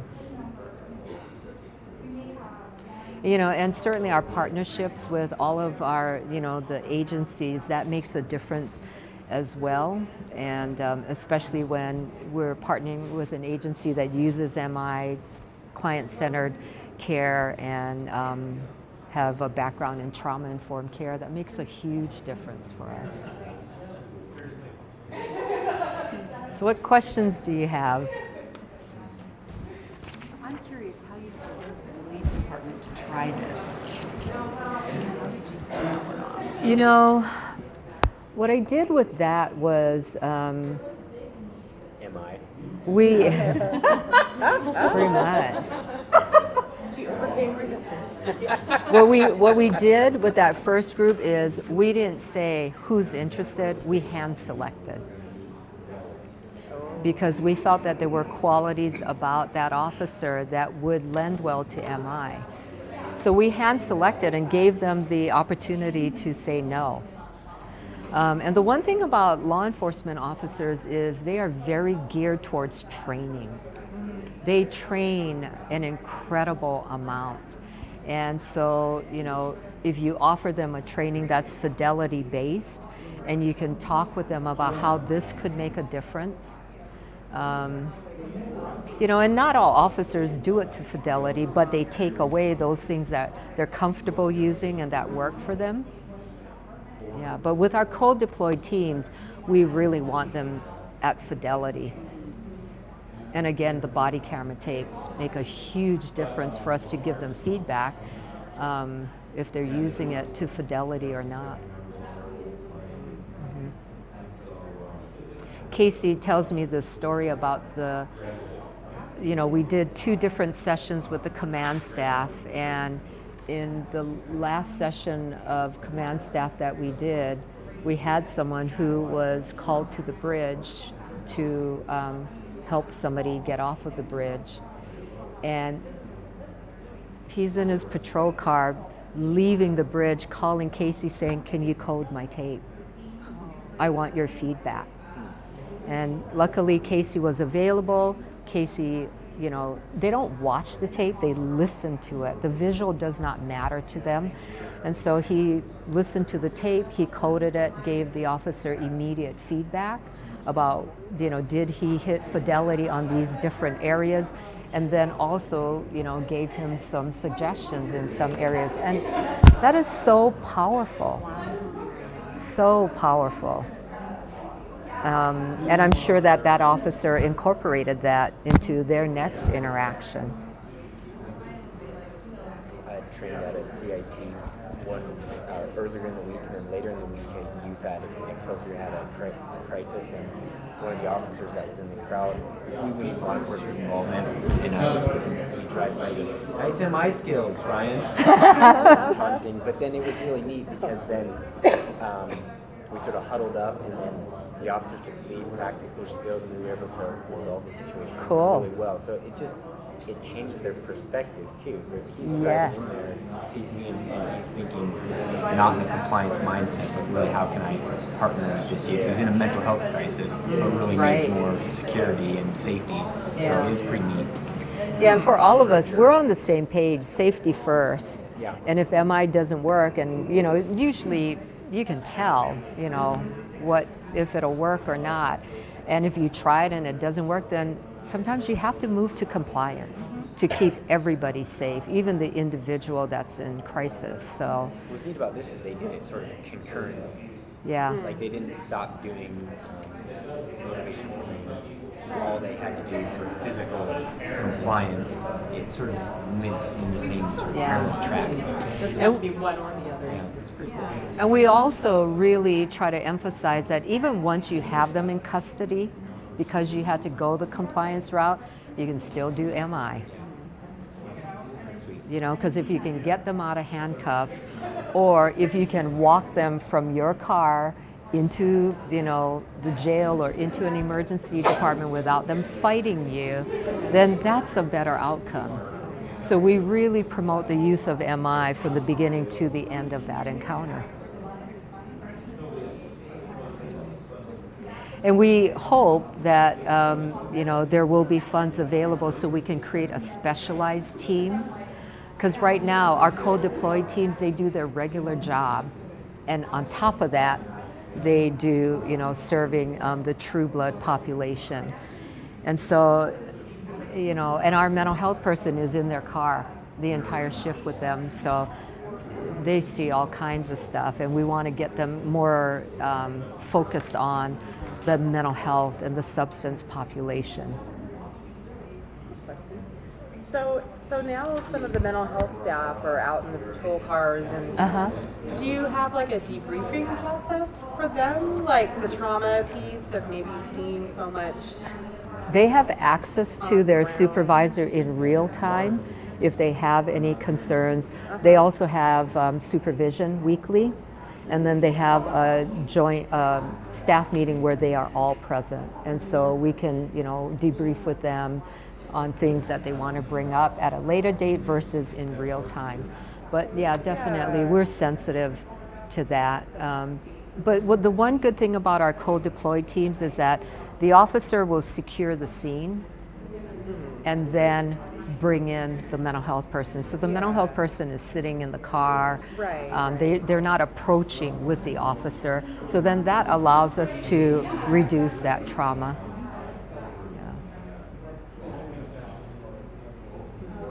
How many teams are there like that, or does each police officer have? No, I wish. There's 4 with the Spokane Police Department, and they operate Monday from 6 a.m. until 2 a.m. the next day, so Monday through Friday. So there's 4 of them there, and 1 with the Sheriff's Department, and 1 with the Fire Department. Yeah. The deputy with the Sheriff's Department is awesome. That guy uses MI. I'd put him right up there with our clinicians. He is really skilled. Yeah.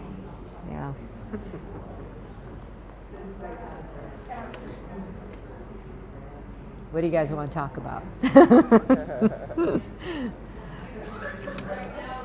is very cool. Good. In our rural county, we don't have this, but it would be amazing to have. I know our mental health goes out to situations, but they aren't with them. Mm-hmm. So yeah, we try to work together as best we can at getting everyone to that location. Lincoln County's large. Yeah. So.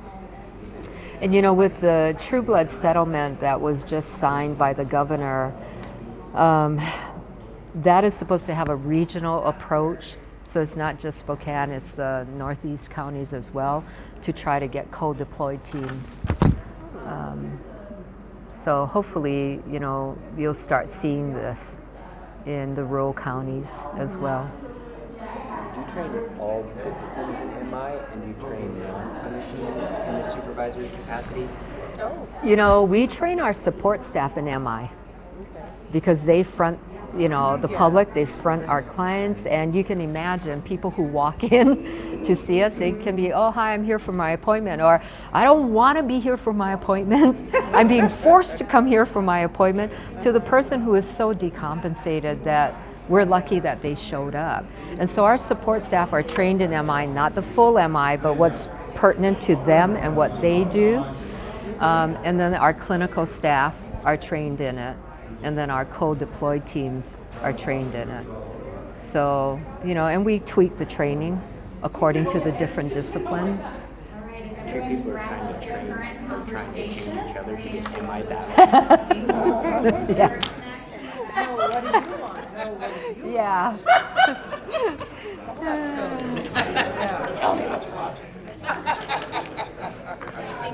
Thanks, you guys.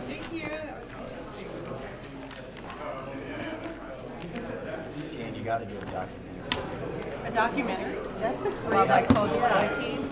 Yeah. Put a body camera on. This is so exciting. No, Jan, I have good news for you. Somebody's on camera anymore. Oh, good. So we are going to move to table D. We're going to swap the him being over there. Oh, sorry, did I?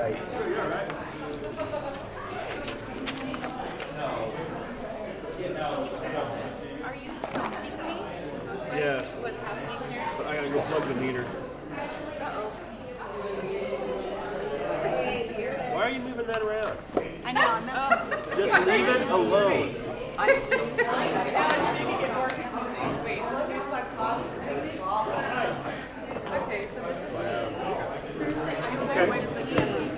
Sit there, okay. I'll do what I'm told. All right. Compliance model.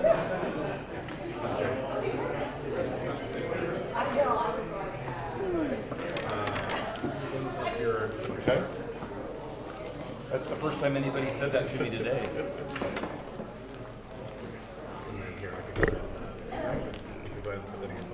Okay. This is interesting.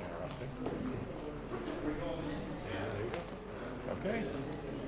go plug my meter, but I know, I have to do that. I had to do that earlier already. I wonder how much the ticket is. It might just be worth it. Yeah.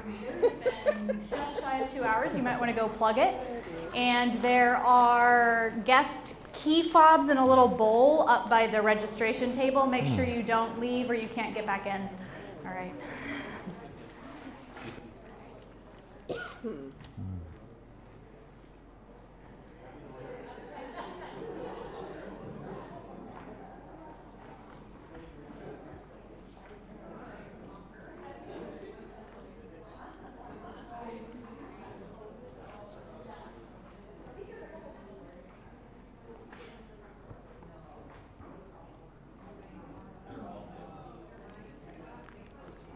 So if there are questions, you'll field those? Yeah, Oh. and then I'm just letting them know we know with you and evidence base there.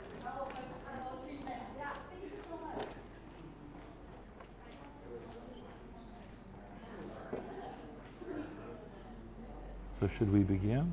Yeah, you can go ahead. Okay.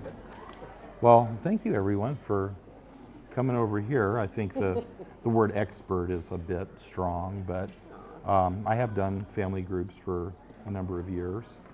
And the way I like to begin this is I've been in the field now for 15 years.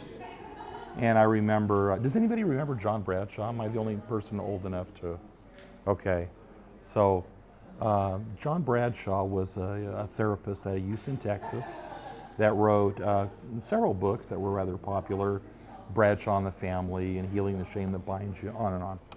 So he did some PBS videos that were popular back in the day, probably late 80s. And so when I first got in the field, it wasn't unusual to show a John Bradshaw video for a group, a family group. And of course, you're showing a video of people in the 80s, and you know, John has on a plaid, you know, a sport coat and the 80s hair. And at that point, people are not listening. They're done right there. Yeah, that is distracting. And so that's not treatment. Now, not to criticize John. I mean, he had some good stuff, and I think he interjected some words in the national vocabulary like codependency and enmeshment and boundaries and words like that that hadn't been present before. So he started that national conversation. So I think going on, we started to get a little bit more clinical, and then we started talking about like the Claudia Black, Virginia Satir model, and you know, the hero and scapegoat and all that. So we're a little more clinical now, but it's still not treatment. And so I noticed there were still barriers trying to incorporate family groups and family therapy in either co-occurring or substance abuse kinds of treatment. There's been a few agencies that have done it, and they've done it well. Colonial, I know, has had a family program for a long time. Sundown M Ranch has had a long-standing family program. And so when I was designing ours, I called them up and I asked them for advice, like what are some mistakes that, you know, we don't want to repeat. Go to those. There's a couple more. So there is evidence-based treatment out there now. And so what I've handed out here, this is from the Washington Institute of Public Policy, and they're the folks that say whether something is evidence-based or not, based on Washington State. And their studies to back up the validity of these particular models. I think, just based on my experience, the Washington Institute has been rather slow coming out with models just for substance abuse. They've had it out for youth for quite a while. They've had it out for lots of models for criminal justice. We're just now starting to see these other models. So it seems like agencies have been reluctant for a couple different reasons. One is payment. Who's going to pay for this? You know? So based on, let's say you're taking cash, well, you can do whatever you want if you're taking cash. If you're billing private medical insurance, then it would depend on your contract, whatever you've contracted with that provider.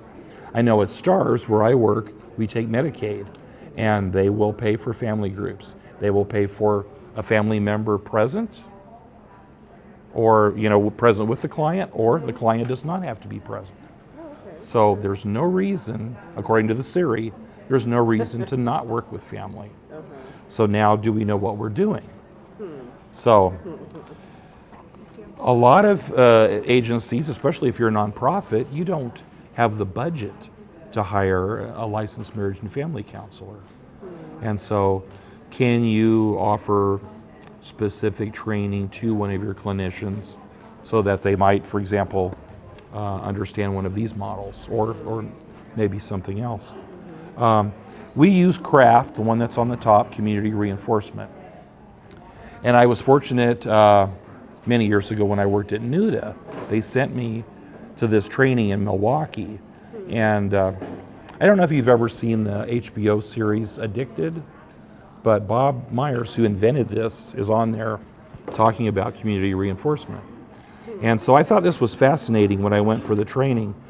I thought when we're working with family, this was going to be like a family systems kind of thing, or CBT or something, but it's not. It's operant conditioning. So think in terms of Pavlov, And so what we learned was family unwittingly will influence addiction.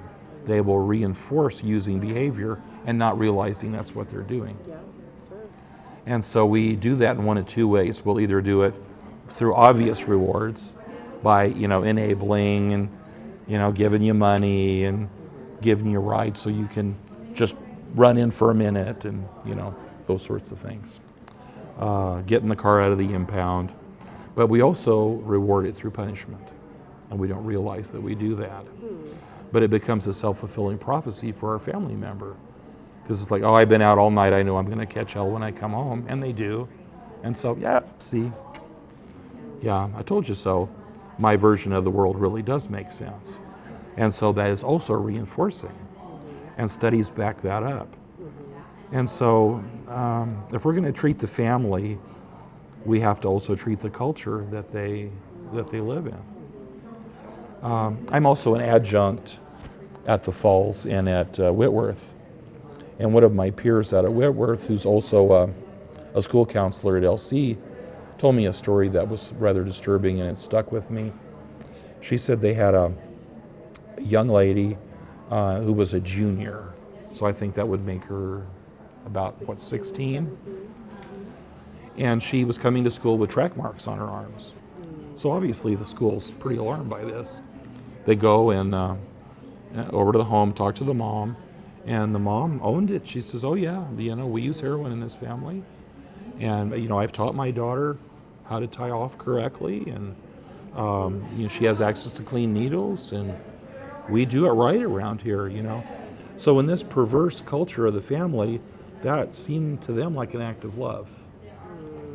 So then I have to ask, what chance does that child have?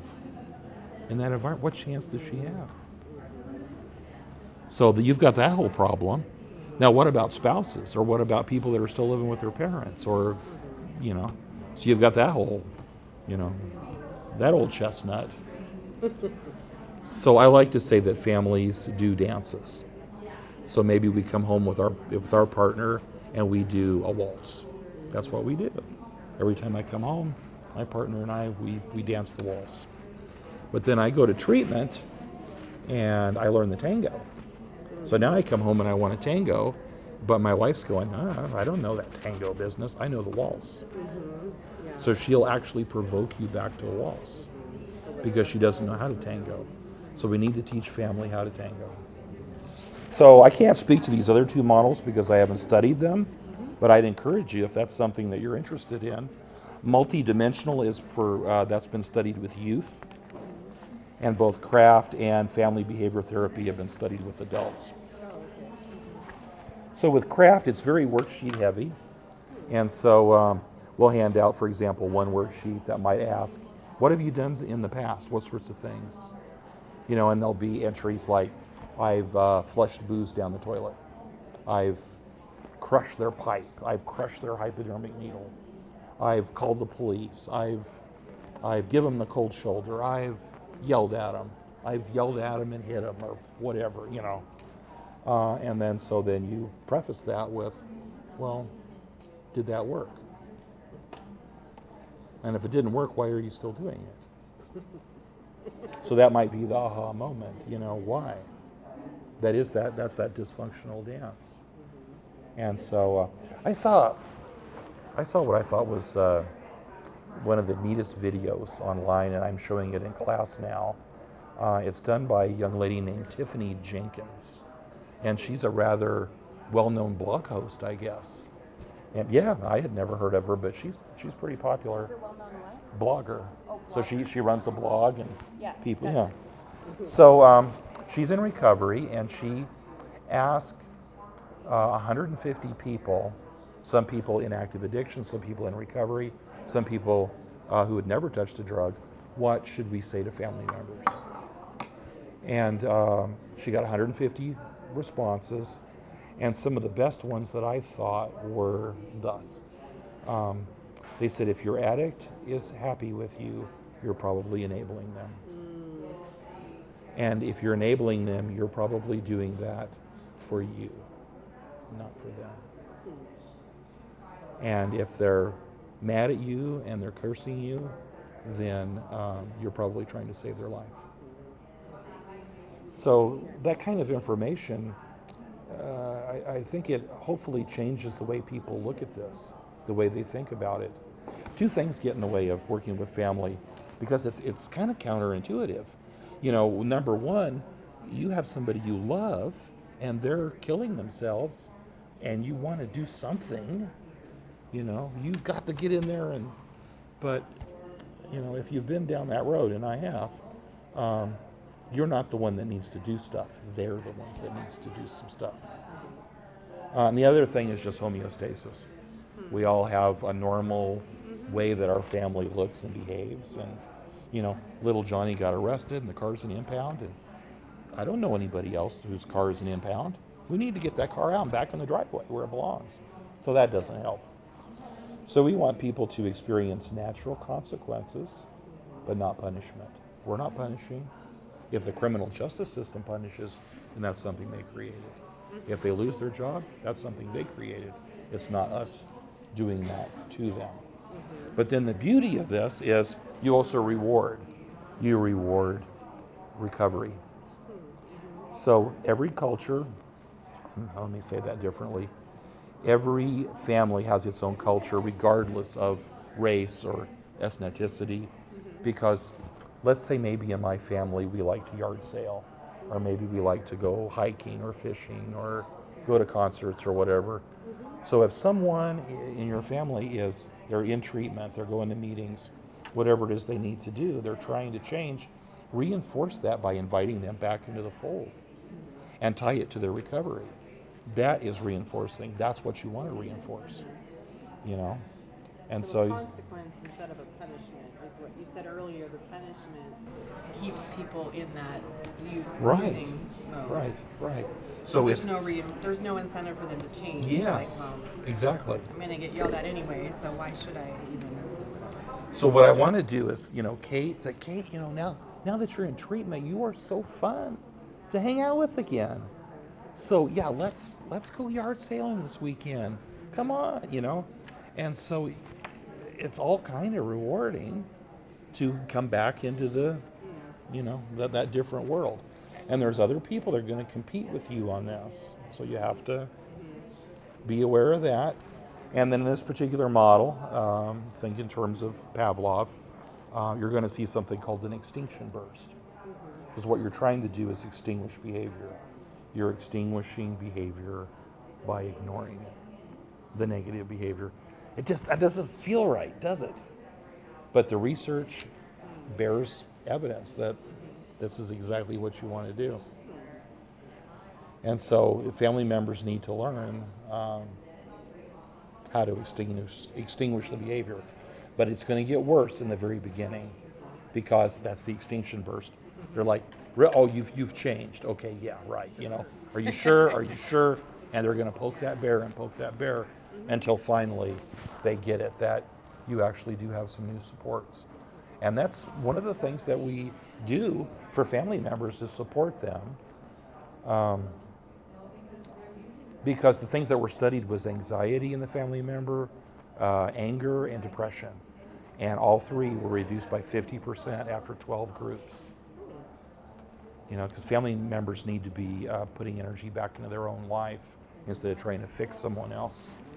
So I think at this point I need to go to questions. Are there any?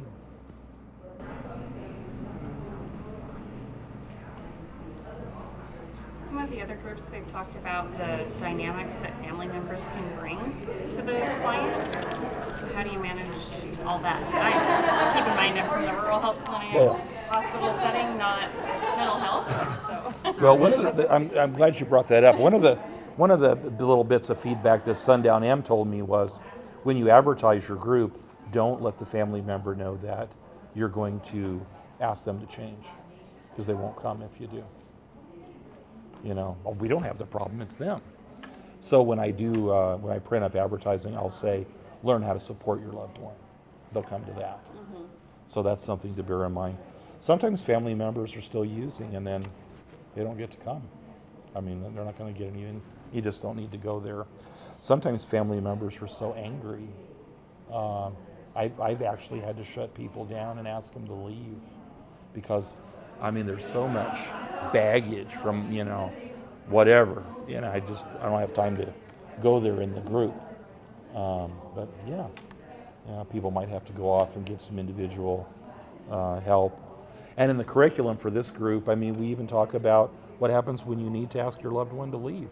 Sometimes that happens. You still get to set up rules in your house, and if you say, hey, no drugs in the house, and they violate that, or no paraphernalia, or no being high around the kids, or whatever it is, whatever you've set up, then they need to abide by that. We talk about domestic violence. We talk about possible reunification, maybe after someone's entered treatment, and you know, is there interest in reconnecting after treatment? So does that kind of answer your question? Was there any? Okay. So I know this seems complicated. I know we kind of step into it, and but it can be fun too. How do you handle the biggest resistance? They should just be able to quit, or whether it's the first time around or the multiple relapses that come along. Because a lot of times I've found that over the years of dealing with addiction, that's the biggest barrier that families, friends, spouses, siblings, regardless, that's always the biggest resistance that we've encountered is they should just be able to quit. This isn't, you know, my problem. They should just be able to quit. How do you handle that? Through education, and you're right, it comes up all the time. Well, and that's always, because I've you know, had a number of individuals in my office over the years that I can't get it through their head. They don't want to hear it, and I've offered to have them come in the office. Well, no, they don't even want to come in, and trying to work with that individual and how can you help the individual? I use the analogy of, like, what if this was diabetes? I mean, it's very similar. Or cancer. Yeah. So, I mean, what would you, if this was cancer, would you go, okay, well, we did chemo and that didn't work, so I guess we're done? Well, no. As long as there's life, you're gonna do chemo, you're gonna do radiation, you're gonna start cutting stuff off. I mean, as long as there's life, we're gonna keep at it. And I would suggest, you know, empathize with them. You know, I get it. This is hard. I mean, family members need support aside from, you know, whatever they're getting now. And after we do 12 groups, and after the groups are over, I encourage them to go to Nar-Anon or Al-Anon or something for that continued support, because nobody goes to school to learn how to have an addict in your family. You know, it's something we have to learn. But yeah, sometimes people just aren't willing, unfortunately. For us, unfortunately, a lot of times we end up working with individual long-term, still. We get the family member to, you know, and we send out a lot of educational packets and information home first. You're at the county now? Okay. The opioid treatment program. Yeah, I can see where. Until they come, and then they're willing to come in on that begrudgingly coming in. Yeah. Until the one time that they finally do. I remember you from PCE. That was a long time ago. So I know Colonial's had a family program that's been rather successful for a long time, and the way they do it is they were doing, like, I think they charge $10, which I mean doesn't even cover salary for the therapist. It's almost like a public service. Sundown M, as I've said, has had a long-standing program, and we've had a program now for 5 years, I think. But it's going to be population specific based on your attendance, or that'll dictate your attendance. I've had groups where they're to capacity, and then I've had groups where nobody shows up. So I'll move it around, like I might do it Saturday or Thursday night or whatever, just trying to get our numbers up. But STARS works with heavily co-occurring people. Families given up on a lot of them. Family may be using also. Now you go to an agency like Colonial though, where somebody's got a DUI. Family is much higher functioning, and you should be able to get a good turnout in that setting. So anything else? So there's a lot of offerings, it seems like, for like telehealth or televideo options. Are you guys exploring anything like that, or anyone in Spokane? Just because, like, for us rural, we don't have transportation, and it hasn't come up. We would love to have in my opinion, someone who is offering a service local, but then they would have the option to come in, but could still access services from home. Okay. And I'm just curious. And you can still bill that? Well, I think there are more options, it seems. I guess it wouldn't be us billing that, but we're looking for services for our patients. It'd be a conversation worth having, I mean, it's not a need that we've noticed and haven't addressed, but I suppose anything's possible. Yeah. I would think that if you've got telehealth billing set up through Medicaid or through any of your funders for any other telehealth services, you'd be able to bill for it. Yeah. I wouldn't say why not. We don't have providers for it, so that's our issue. We have the equipment. So we have done some telehealth services, but not where we're the provider. We're just the receiving end, essentially. I'm just curious, because I know there have been vendors that have come to us and said, we can serve all clients and we can, but then when rubber hits the road, if we need to refer to Spokane, or, there isn't that relationship. So I liken it to like our telestroke program. A neurologist beams in, I guess they can be in a number of places anymore, but there's the connectivity to Spokane. Mm-hmm. So transferring that patient, that information is transferred, and but they're directing the care at our facility, and then if they need to go into a larger facility. You guys are high tech. It sounds like, yeah. There you go. I mean, it's good care. Time is green, right? So, So. The world, it's a changing world. Yeah, and so I guess just seeing that, you think, gosh, this would be so cool to have more services and to offer people the option to access services in their homes. I know Alina just said they're offering, if you have a smartphone with a camera, they can offer MAT services. Oh. It's a new pilot. Oh, that's cool, yeah. So I just feel like it's coming, but it's, If you ever want to do this in an actual setting and group, you want someone who's trained in one of these models, and you probably want somebody that's a pretty strong clinician, because you'll get family members that want to argue and do some really unhealthy things, and so you have to keep on it. Which one are you moving here? I'm moving D. Do you want me to move? You're going to move, you don't have to be on the camera anymore. Okay. Which one's coming here? So, can I unhook? This coming here, C. I better have you do it so I don't break. Which community are you in? Oh. What's that? Which community are you No in? wonder nobody was Lincoln asking County. anything. So both Jennifer and I, well, two Jennifers. I'm also Jennifer. Oh, okay. And I'm in Ponderay County. Oh, okay. Also rural. Okay, Yeah. So, we keep talking about like the tele stuff, and we really want to move forward with it, but just haven't quite figured out the logistics of how to do it. Okay. But even us, we have our main office in Newport, Satellite, and Medellin, and so we've even tried to think about like how we connect somebody in our Medellin office, like as an attendee, but the clinician is in Newport. And so they're all these great ideas that we just haven't figured out how to work with it. I think we best utilize it for, telestroke, that's the hospital, but in our clinics, we've used it for our staff meetings. But we see the opportunity, but yeah, there's the logistics of it, right? You said that's telestroke? Yeah, we do that through Providence. So they offer a telehospitalist and a telestroke program. Have you heard of like the robot, Garrett.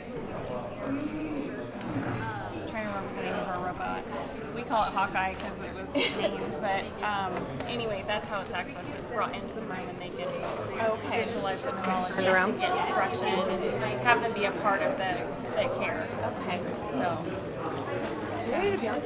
You're right next to me. I'm actually, I was just here. I'm scooting out. Oh yeah, because you were just with me. Yeah, I just haven't moved yet. I got here for moral support for us when we're on camera. You guys are going to do great.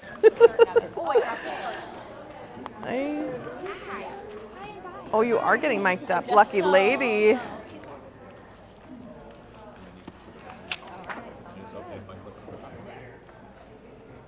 So do we need that mic?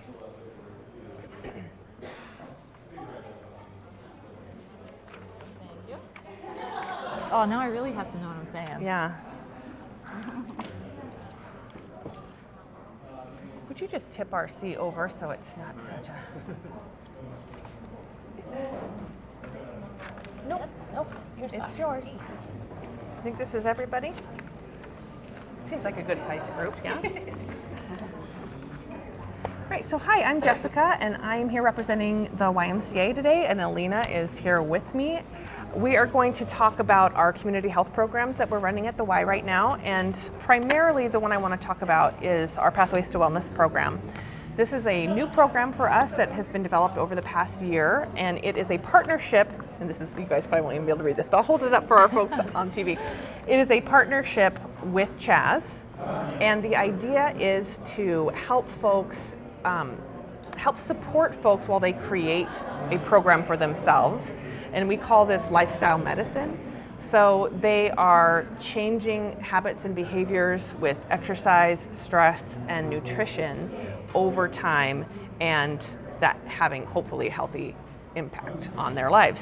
So to qualify for the program, they have to have at least one chronic disease to be referred into the program.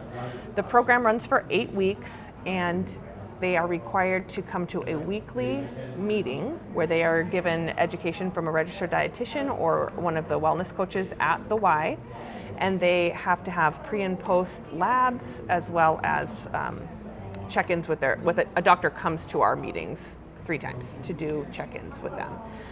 They also are required to complete 24 workouts, so we try to get them to do 3 a week, but by the end of the program they have to have completed 24 workouts in a Y building. So they have to come in and have a tracker signed by a Y employee.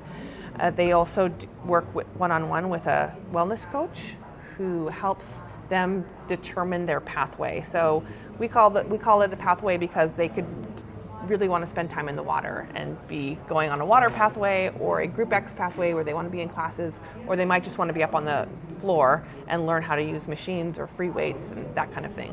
So we just really navigate them through that and then support them learning what they want to do along the way. You go. Okay, so social determinants of health obviously impact health outcomes. It's said that social determinants along with lifestyle behaviors account for approximately 70% of health outcomes. So as we shift towards a value-based, is that on the back of this? Oh yeah, sorry. No problem. As we shift towards a value-based care model, these health outcomes become increasingly more important, but also we care about health outcomes for our participants and our patients. And so it was really important for us to account for all of these social determinants that go into the success of those participants and pathways.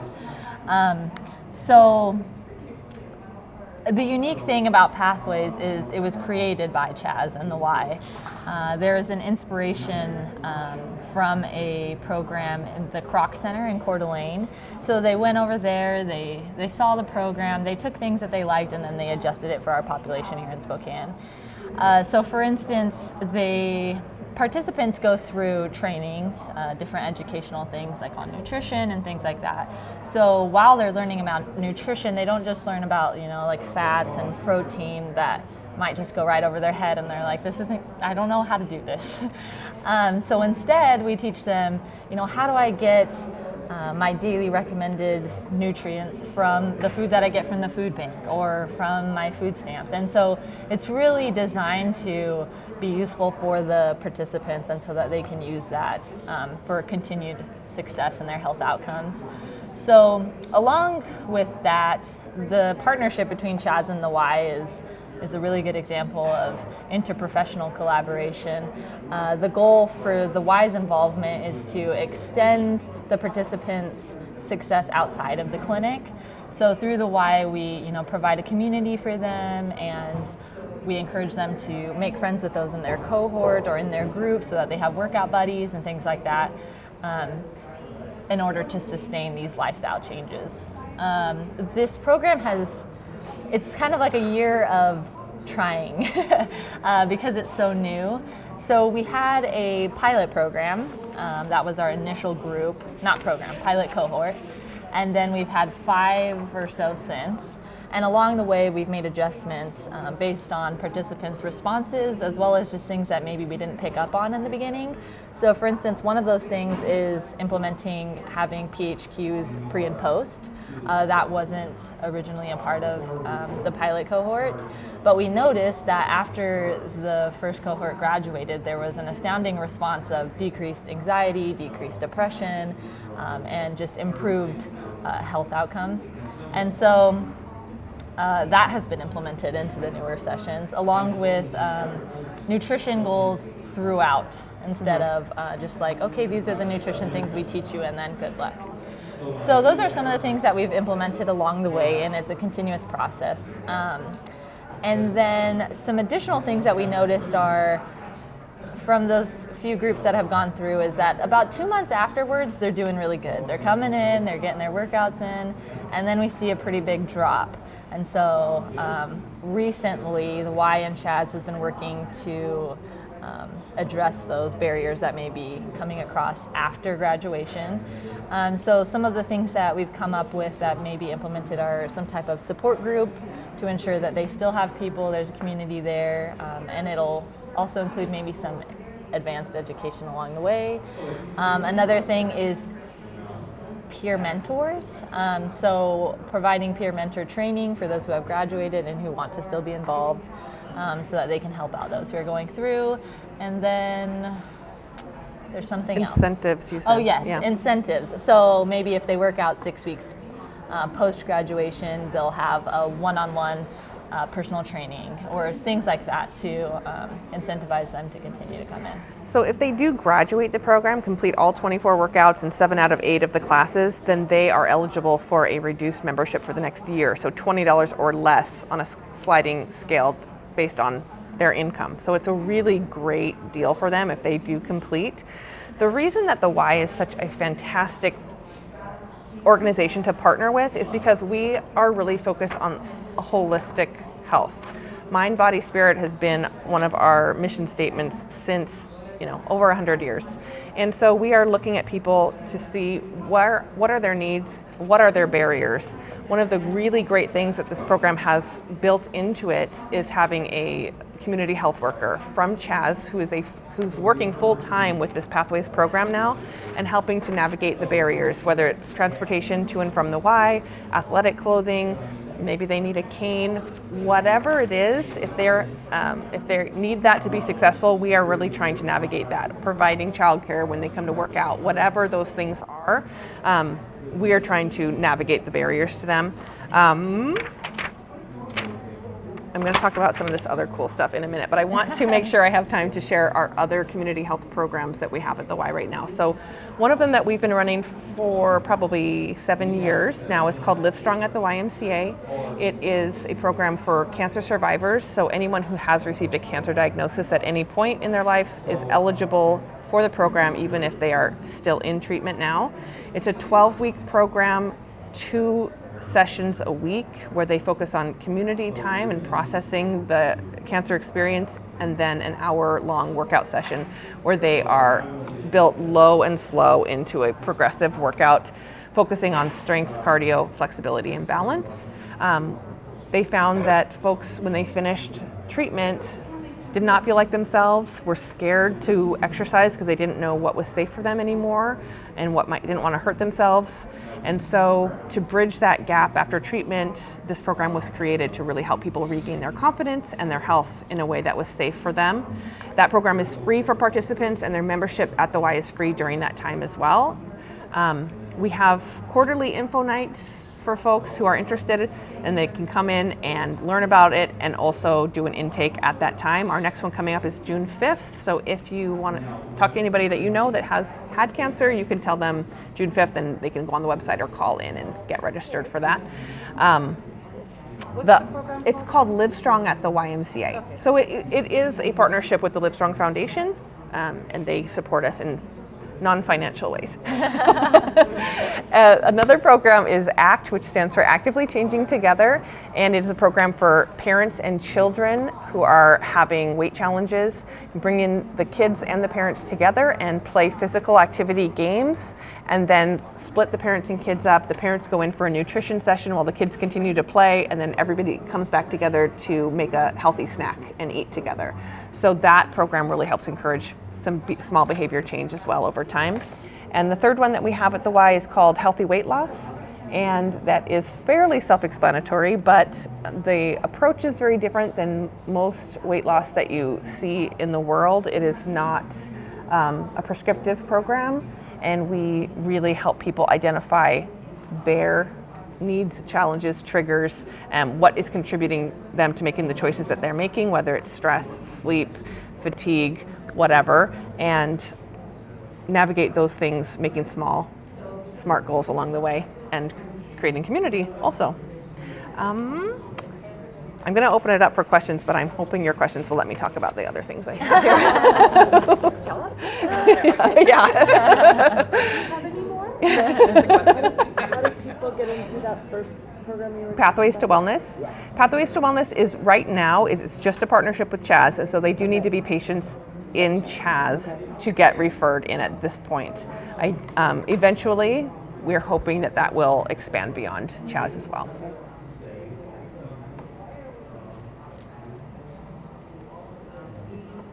The ACT program, is that a paid program? Or? That is a physician referred, and it should be covered by insurance. I don't want to say 100%. That's what I think. I am here in lieu of my boss, who knows things. So.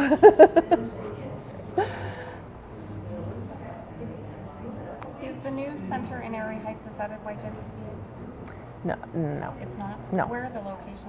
Right now we are downtown in the valley on the north side up at the Y, and then we have a facility on the South Hill up on 57th, and we have a new facility in Sandpoint.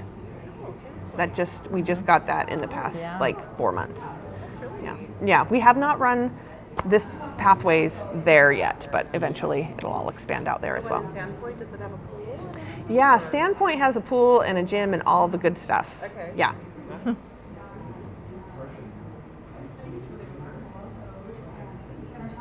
Or I'm going to talk about the cool thing I want to talk about. Okay, so I just want to give you an example of some of the things that we do when we're starting to work with participants in the Pathways program. So at the Y we have this tool that's called a big picture deck. So it's like 300 photographs in a deck. And when the participants have their first one-on-one session with their coach, they are encouraged to pick 5 cards that represent what wellness looks like to them, or what they might be able to do if they achieved a better level of wellness. And through that conversation, we really get a peek into their lives, what they find joy in, what they find challenging, what is keeping them from doing the things that they really want to do. And that forms the relationship and that trust factor with their coach as well. The first appointment that they have with their coach is just a sit down where they do this, they do a medical history, they talk about any like comfort level with exercise, challenge level with exercise, and like panic level with exercise. And we really do try to create a place for them where we meet them at their level, they lead, and we support. What do you want? How can I help you get there? All of our Pathways coaches, they are all personal trainers. They also all have to have motivational interviewing, and they have to have facilitating small group, like certifications. And so that is one of our challenges with ramping up quickly enough, is that we don't have enough coaches that have all of this training in order to take on this one-on-one coaching. It's a big investment with each person, and you're doing weekly check-ins, and you're making sure that they really are finding success. But the Y prides itself on being a place that can help anybody feel comfortable walking in and like they're a part of that community and that they belong there. So right now we have like a 1,000-person waiting list at Chaz. Yeah. So so we do not have capacity right now to. I know the need is big in Spokane, and it's, you know, it's a short amount of time. 8 weeks is a short amount of time to see health outcomes happen. One of the big things that we have seen some pretty identifiable change is in mental health. We see a big decrease in depression and anxiety, and just coming out the door. A lot of these folks are isolated or don't have homes, or whatever their barriers and challenges are. Giving them just that place to come and be safe is a huge, huge deal. How many have been through the program to this point? When our 3 programs that are in session right now, when they graduate in the next few weeks, we'll have graduated 150 people. Yeah, and so I think we're running our, I know it's more than 5 when I think about it, probably our 7th and 8th sessions. Yeah. And then ideally we will be running multiple programs all at the same time throughout different times of the day, that kind of thing, because so they knew that there would be a big need, but they didn't realize there'd be such an outpouring of readiness to be involved. Mm-hmm. And so they have for sure increased the amount of classes that they're going to offer this year in order to help sustain that as much as possible. And then there's hopes to create a training by the end of this year once all of the kinks are worked out and we've run a few successful full-out programs to help expand that so that we can train more people and get... And we can expand past Chaz potentially as well at some point. Yeah. And those, for Pathways, we have info nights as well. And if folks come to the info nights, then they are able to fill out some paperwork and do some initial stuff that will move them up higher on the list. A lot of it's like time sensitive. If you have 8 weeks and you know you can be around and doing the whole thing, then it works for you. And if that is not going to happen, then it's not the right time. Timing is important on this one. The accountability piece is a huge piece that helps them be successful. Yeah. I'll just give you an example of this is an old version of our tracker that they would bring with them, and we have them they're all this like neon green color, so they're easy identifiable in the building, and people can engage with them, and also like, hey, do you need that sign? Have you had it signed yet? And so they have to get those signed 3 times a week. It all has to be in building for those 8 weeks. So even if the weather gets nice, you've got to get 3 times in the building. We also have them do like self-reports, weekly self-reports. They look kind of like this. So it just asks them, how successful are you feeling with this right now? What challenges have you had? What accomplishments have you had? How can we support you? It gives us that other opportunity. Before we didn't create this right away, but we've developed it because it's up to 18 people in each class, and trying to connect with each person is really hard. This gives us a sense of where they're at and who we need to prioritize connecting with right away. So there's 2 liaisons from the Y side in every class, so that we're able to say, hey, I'm going to let your coach know this is happening, or something like that. Yeah. Do you have any problems with people not making the full 3 sessions like that week, or is there anything that happens Yeah. with the coaching? So you're not allowed to continue the program if you're not consistent? They can fall behind. Once you get to that like 7th and 8th week, if if they're too far behind where it'd be impossible for them to make it up, if you have 14 days and they are not at 14, then they would have to drop them. But basically, we start talking to them as soon as they start falling behind. What is your strategy for making this one up? And so they're thinking about it. They know that that's going to happen and they're going to have to try to fit it in at some point. So we do have some challenges. It's more like if they miss the 2 classes, because they can only miss 1 class. So as soon as they miss the 2nd class, they're just done. But we've had a 70% retention rate with graduates to rolling over into a membership. It's really like blows my mind. Yeah. And so we really, because we've seen the drop off a few months after, we're trying to really figure out that alumni stuff. How do we keep them engaged and involved? This value-based care is going to really be blowing up in the next few years, and kind of trying to be on the top end of that curve and knowing what to expect as that happens is going to be great, I think. Are there your outcomes? Are there any absolute disqualifiers for the program? Like people who smoke? Oh, no.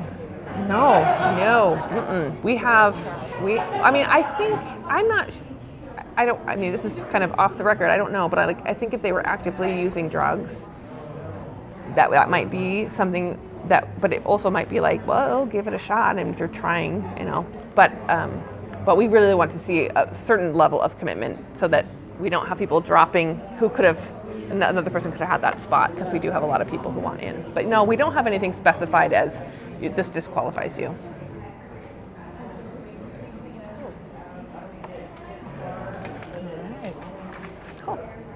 We do have this little word map. It kind of outlines some of the actual things that participants have said throughout the program that just shows the multidimensional impact that the program has had So on these them. are pulled from their evaluations of the program, so you can sort of see what they had to say about that. We also have the card of our supervisor, who we are here in place of. If you have any further She knows questions, everything. she knows it all.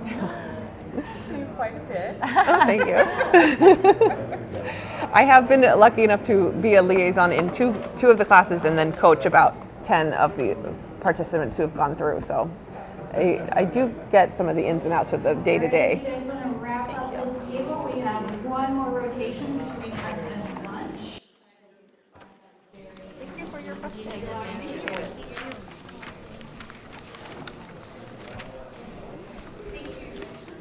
you. All right, we're moving you one last time. Away from the camera.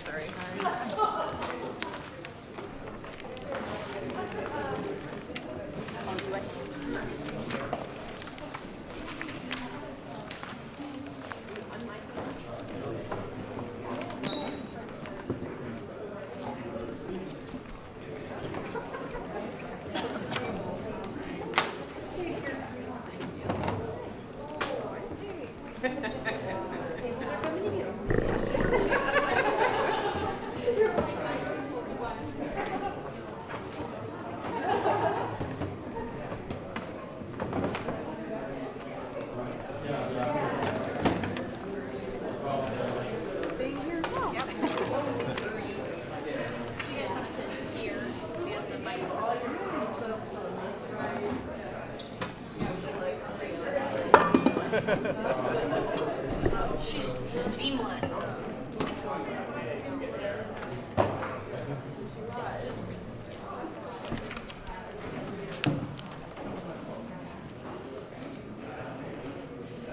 Are you ready? Yeah, we're ready to speak. No.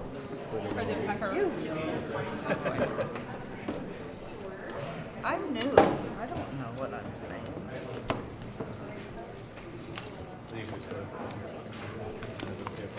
Yeah.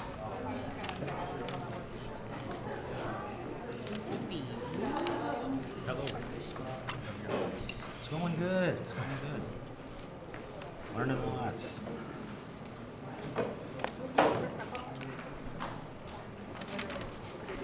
I was gonna cook it.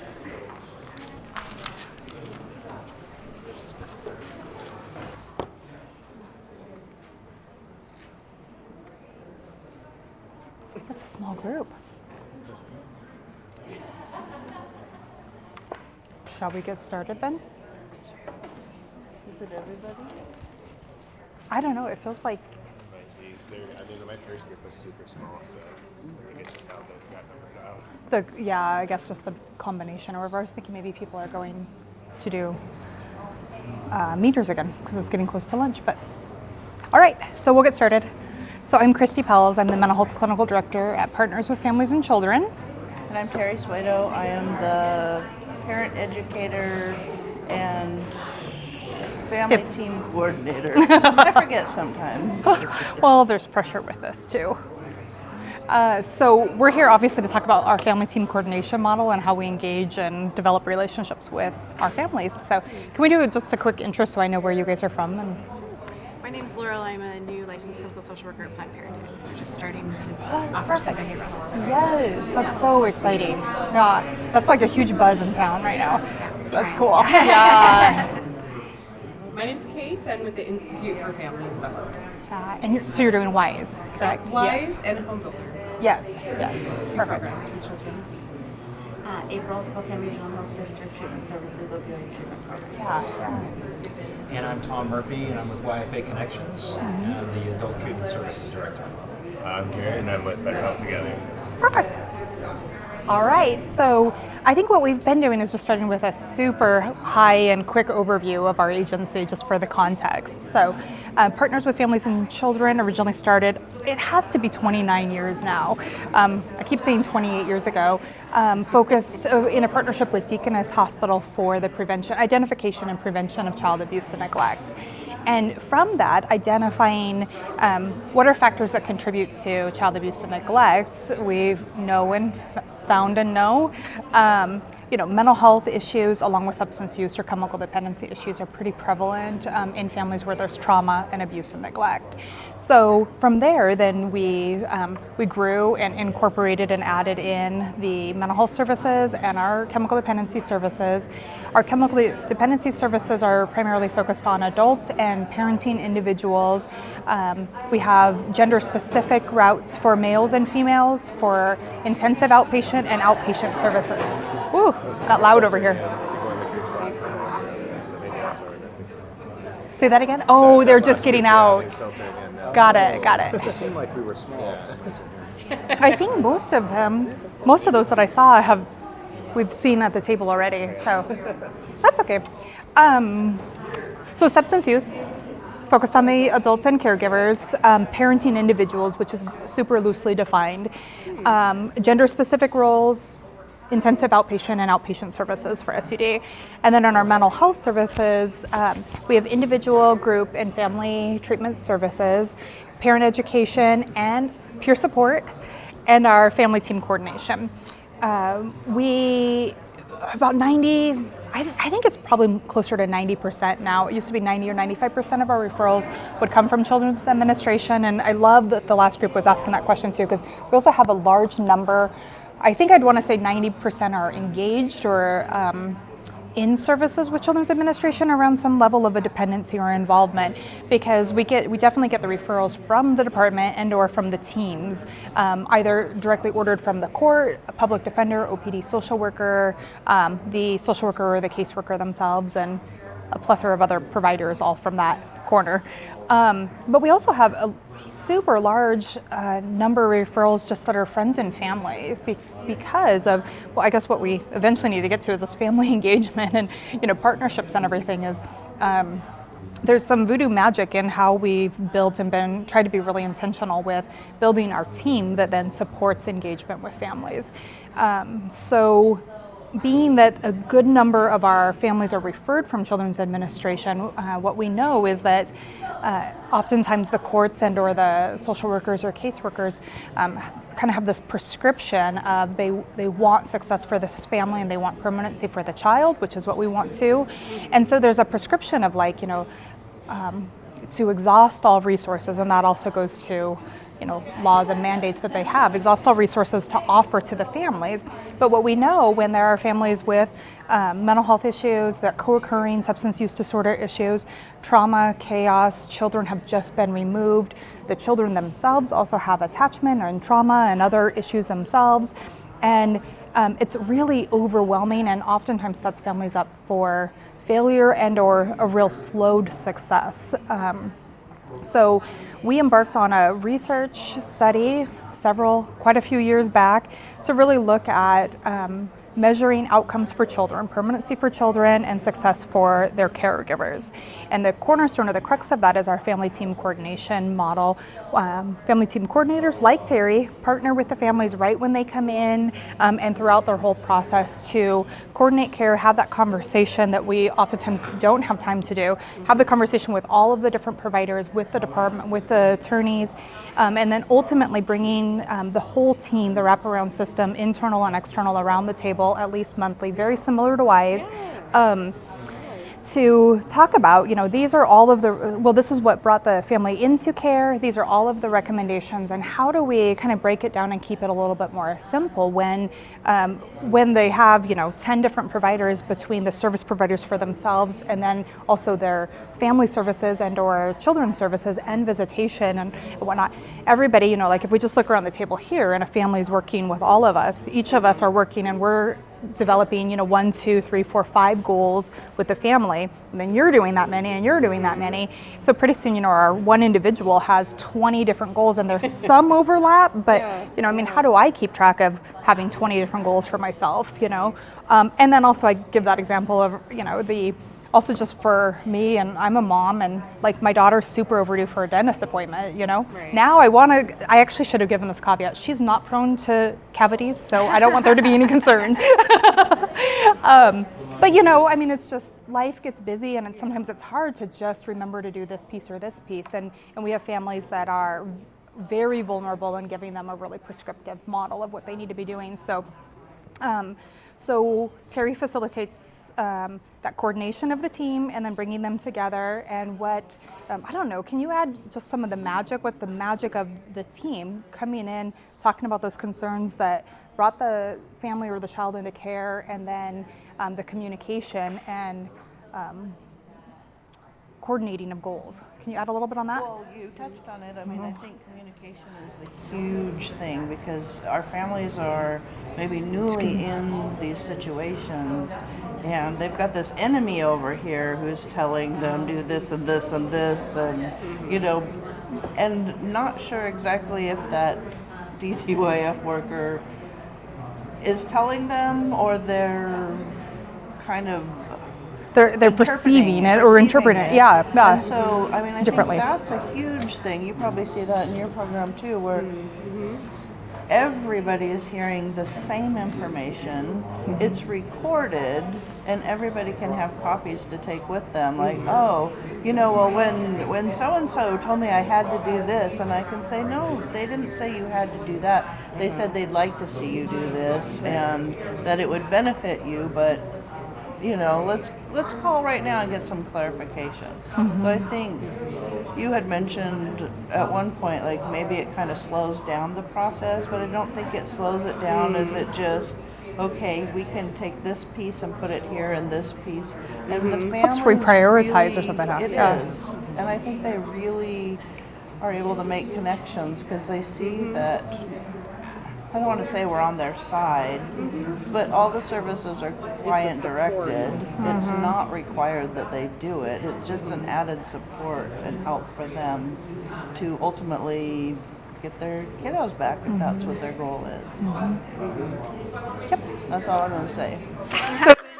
Wait a minute. So then it wraps back up for that, the research around that then, and looking at permanency and looking at support for families, then what the outcomes told us was that at that time in Washington State, children on average in foster care were in an out-of-home placement for 18 months. And when they participated in our services of investing deep and then titrating off, children had permanency within 9 months. So it was a 50% reduction. And then of course, the outcomes and the pieces for sobriety, recovery and resiliency, and building their natural or informal supports as well. So you conducted that research at your agency then? Yep. Yeah. We'd like to do a second research project, but they're very expensive. So that we're an EBP ourselves.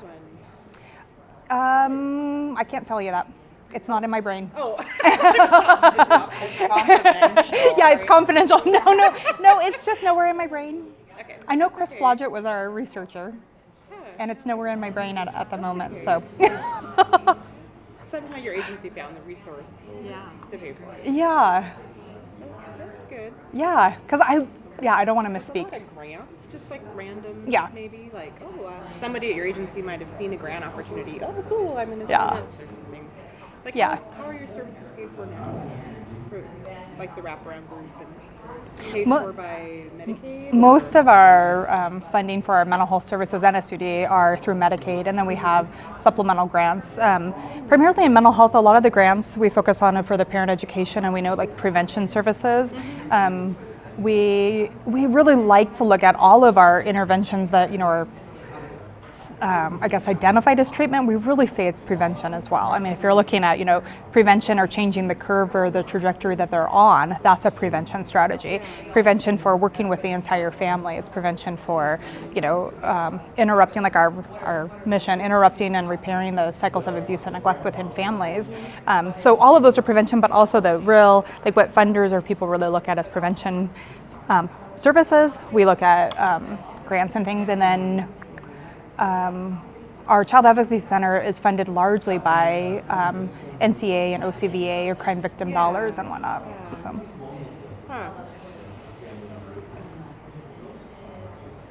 Questions or thoughts or ideas what you guys are doing?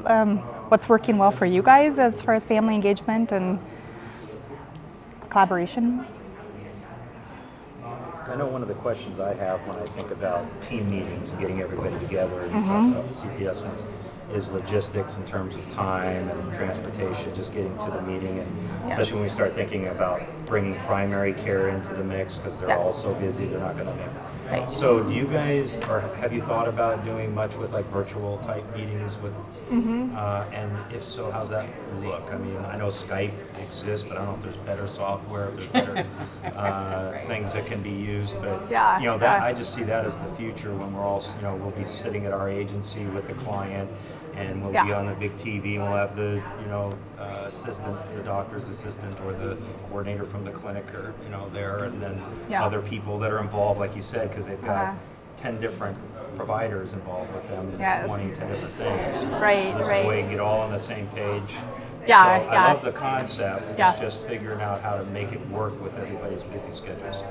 Currently, what we're doing, or what we have been doing for a long time, is a combination of two things, and then looking at the telehealth. So currently, like Terry and the family team coordinators, because they're having constant communication with the other providers, they're fairly up to date on how services are going elsewhere. And Terry, if somebody is absolutely not able to attend a meeting, another service provider, at minimum, will ask for just like a written update that Terry, kind of has the vibe from talking to them, and this written update to provide and share recommendations and progress and whatnot.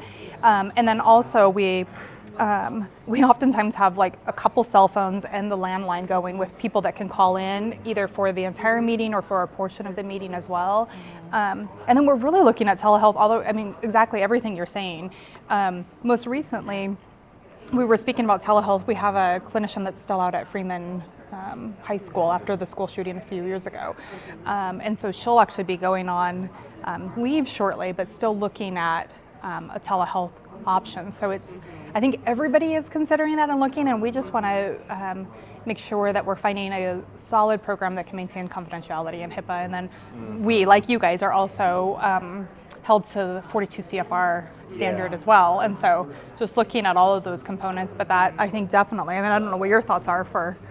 No, I think it's perfect because sometimes those members of the team really need to be there and can't. I mean, you had touched on it in an earlier group. We have, I think, a couple of the mental health therapists who are in private practice. They're losing hours.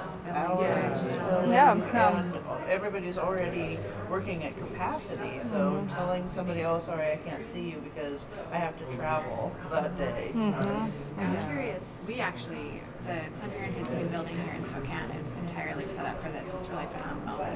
Because we have a regional presence, we do a ton of our meetings Skype, which is absolutely. Yeah, and we have clinicians and we people from Yakima. We're actually doing some of the transgendered health, and then also some of our other services via telehealth with our providers, which is kind of amazing.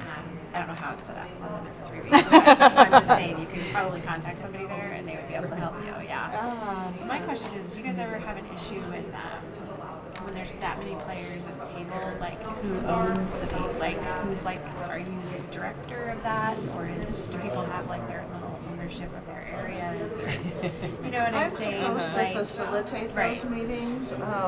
Occasionally, like Jeff Adams will. I have an attorney that I work with who is really good about, I want to know this and I want to know that. And personally, I don't have ownership over the meeting. I mean, if somebody takes a lead, as long as everything is getting addressed, so maybe I'm like, step in and ask the pertinent questions, but or if your providers disagree, like if someone is adamantly like, no, they need to be in a parenting group and the family doesn't want to, or this person thinks they don't need to. Do you have like agreements with your groups, like how you'll handle conflict and things like that, or? That's her job. I mean, we just start out the as long as it's meeting- client driven. I mean, Right. go ahead. I'm sorry. No, we start out the meetings that they are client driven, and you know that. How do I say it? I've got a little script, but basically, we don't want these meetings to be confrontational. So if anybody needs to speak about something that maybe is a little more emotional, then we can always step outside with that person after the meeting if it's not something that pertains to the whole group. So we try to make them not be. And I've had a couple of clients who are like, I want this meeting because I need to tell my social worker what I think. And it's like, well, no, let me help you communicate with them before the meeting. But they're really to update on progress and any new goals. I mean, to make sure that everybody knows which concerns need to be addressed for the reunification of this family. And it's hard because we've had so many meetings. So many like tables. So I don't remember if I already said this. So tell me if it's redundant. About the also the piece of engaging families in certain services at certain times, like Terry was saying, kind of prioritizing or looking at, this here and this here.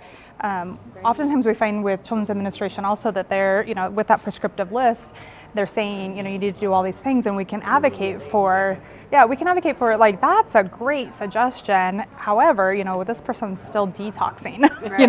Are they going to be able to hear, engage, even participate just regularly, much less integrate, reflect, anything, so I think that's just an added thing to what we've already said, of just really that importance of helping the family have a voice for, like, I'm not telling you as a social worker that that's a terrible idea. Our clients say it differently. But, helping them have the verbiage and the understanding about, like, you have that voice to advocate for, like, I do want to be a better parent, even though that's really difficult to say. But also, I need to work on myself right now, and I need to work on this and this and this. Yeah. And I think along those lines, people will call up for services and say, I have to get into treatment for drugs and alcohol, and I need a mental health evaluation. And so we will say, okay, let's get you into the substance use department first. Start you there. Then you get a little bit more stable. Then we'll schedule the mental health assessment. Because we know that those things aren't gonna, the mental health assessment isn't gonna be true if the folks are still detoxing. Yeah, absolutely. And communicating with the department, because the department has that expectation just as they're relaying, I need these two things.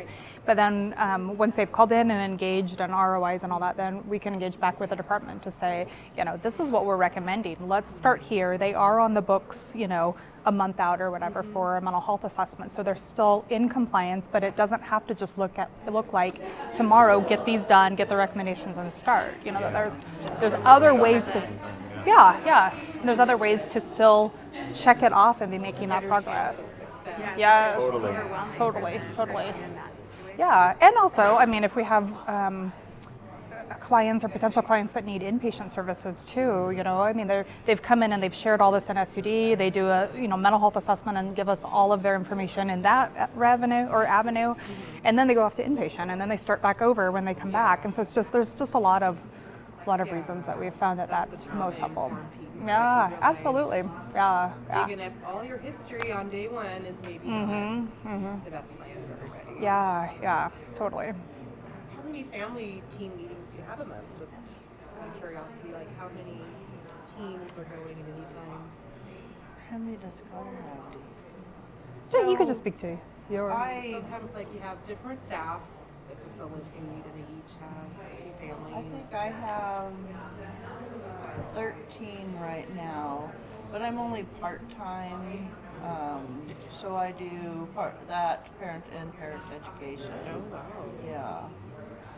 And then Claire just started, and I think she'll get up to probably, what, 20? I had 19 for a while. I know. Because before, I started and I had to wait for different trainings to come up to be able to do the whole realm of my job. So. When you say parent education, what kind of parent education are you guys providing? I am trained to facilitate Incredible Years, and I will be doing Guiding Good Choices next month. And then other folks there have training in Circle of Security. And promoting first relationships. And we have groups that are focused on, we call them recovery and empowerment, or the men named their recovery and empowerment group, which is essentially, we originally called it a trauma group, like focused on trauma recovery, and that's a terrible name. So, I mean, we owned that like first round, and so we talked. Yes. Yeah. So we talked to the women, and they named it the Recovery and Empowerment Group. So that's a woman-specific group, and then we have a men's group, and they did not want recovery and empowerment for their name or trauma, and so it's meeting men's emotional needs. So a lot of other, there's a lot of other parent education pieces that are in there that aren't just strictly like an EBP for parent education. Yeah. So a lot of that comes in their trauma work as well for parenting. Good client-centered work there, letting them name them. Yeah. Yeah. Yep. Empowering is good. Yeah. That was. It's almost shameful, but I mean, we all do things like that, It's like Say, this is what we're gonna call it. This is what we're, yeah. And then when I got in there, I'm like, I don't like this. What do you guys think? Yeah. I mean, who wants to come to a trauma group? I think we do that a lot more than we know. Absolutely, isn't it true? We just lead and we just, so that's why this is so hard. Yeah. To really start working in a client-centered way. Absolutely. Letting them out front, letting them make good decisions. Yeah. It's the right thing. There's a little slogan that somebody heard at a WISE training. There's some similarities. And it reminded me of what you were just saying. The saying is that you have to go slow sometimes before you can go fast. Yeah. And it sounds like that's similar. So like I said, it might take more time to get things established, but then you get like better outcomes. So I've always like that. Totally. When you feel frustrated, like this is going very slowly. Like we've had 4 meetings, we're still, trying to get this person, and then sometimes things just click, and then I think we can liken that a lot to our family's experiences, Thank you guys very much. Absolutely. Thank you. I'm gonna grab some lunch. I'm gonna give you guys some time to chat and stretch, and then we're gonna finish the day by talking about your transformation plans and our new, much shorter template for that.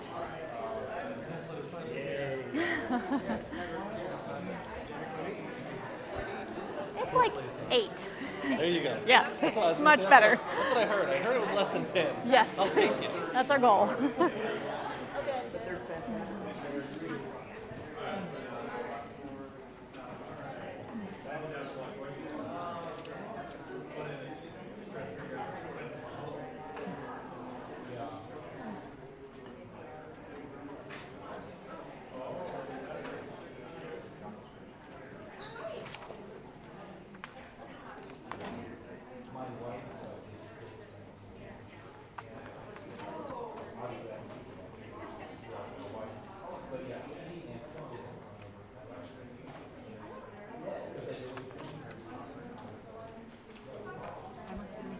Yes, you're all done. Okay, Thank great. you so much, Jan.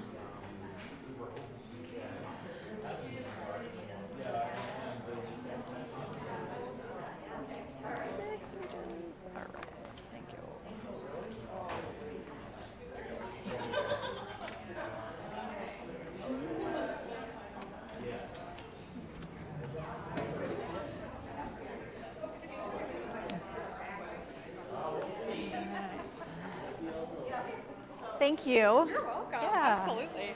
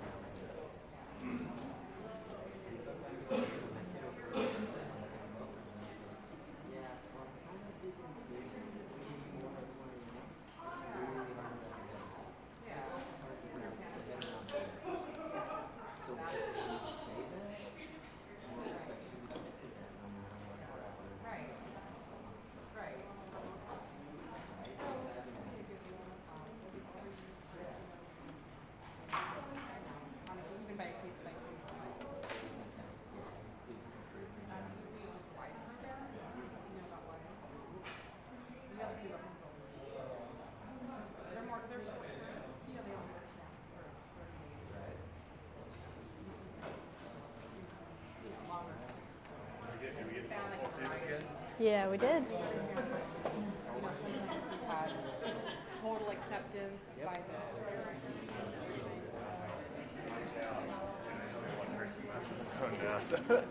Yeah, I'm probably, depending on the energy, I may just talk to them while they're eating and let them wrap up. And so, I mean, it was a lot of talking and. Yeah, a lot of group. It was, I mean, most of the groups were pretty engaged though. Good. Not that no one asked questions really online, but it was, I mean, That's okay. the groups were pretty engaged, so it's the one Yeah. that was Sounds good. Yeah, at the end, would you, because I don't know that the chat gets recorded, just make sure to export it at the end. Yeah, I will. That'd be great. Thank you. Yeah, that's important. I think the only problem with some group chat, well, at least it was just Ron-ism when you're really into it, was just having the big, like, having this slide you wanted to talk a lot to introduce it before the actual discussion. Yep, that's okay. That's okay. So, all right. Thank you. Yeah, thanks. It was awesome. Oh, good, good. It was really good. Meet some of our Our folks. first few were like a little shaky, but then we got it. You got the rhythm, and although it's always weird to present the same thing 5 in a I row, know, and you're like, kept thinking, did I you already say say that? that? Yeah. Did this Good. group hear that 5 times? I don't know. Yeah, very But it was cool. good, Good. I hope you got some good questions. And Yeah, we did. And luckily we knew most of the answers. So that was good. Yeah. We were a little bit worried since Nicole is, the mastermind behind all of this, she knows. But it was a good combo. So I'm an intern, so I've been to a lot of like the behind the scenes meetings. Yeah. And Jessica's actually ran. She's one of the coaches. facilitator. So, Yeah, cool. So it was a good mix. We were able to answer those questions. Great. Yeah. Yeah. Are you guys, is the program available for other providers to Not tie into? currently. Okay. So it's currently just Chaz. And they're hoping that at the end of this year, once they've ran quite a few, I'm actually helping work on a training. Oh, great. Because there's already several Ys throughout Washington are also interested. And so once we have the training, they're thinking that it can then expand. Okay. Yeah. But they're hoping that at the end of this year, all the kinks will be mainly worked out. Yeah, and they can expand. Because there have been a lot of adjustments along the way. Just from participant responses and then things that they're like, oh, we didn't even think to have that. Yeah. So Yeah. It's very flexible. That's cool. Do we have Ys in our rural communities here? No. So there are only Sandpoint, then the Valley, North, South, and Central. Okay. But that was actually just discussed at our last meeting with Chaz about the possibility of including rural areas. And so it's been discussed that potentially, once a training is made, that you could just partner with other facilities, so smaller facilities in rural communities. And out. Yeah. That's great. So I don't know. We'll see. Lots of potential. Yeah. That's very cool. Yeah. Yeah. Cool. But Well, thanks for thank you. having us. It's been good. Yeah. And I think I'll be at the next few meetings. The collaborative. Yes. Cool. So.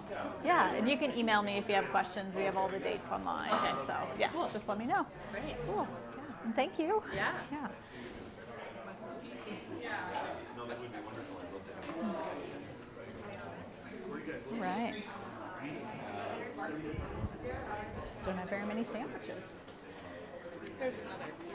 There's two. Oh, perfect. All right.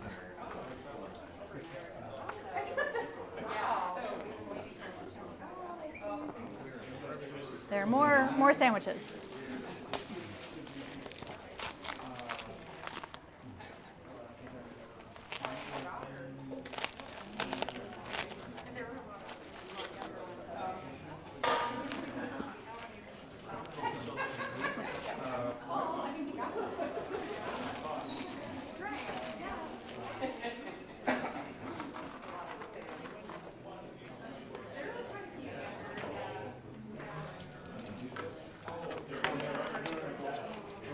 About lost that one.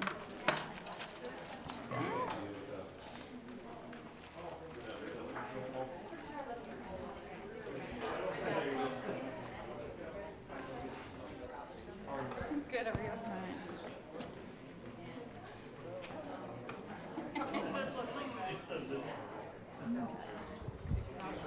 Thank you for pointing out those sandwiches.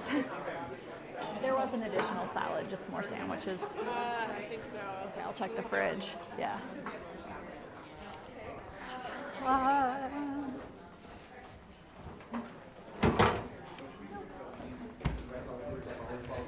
Yep.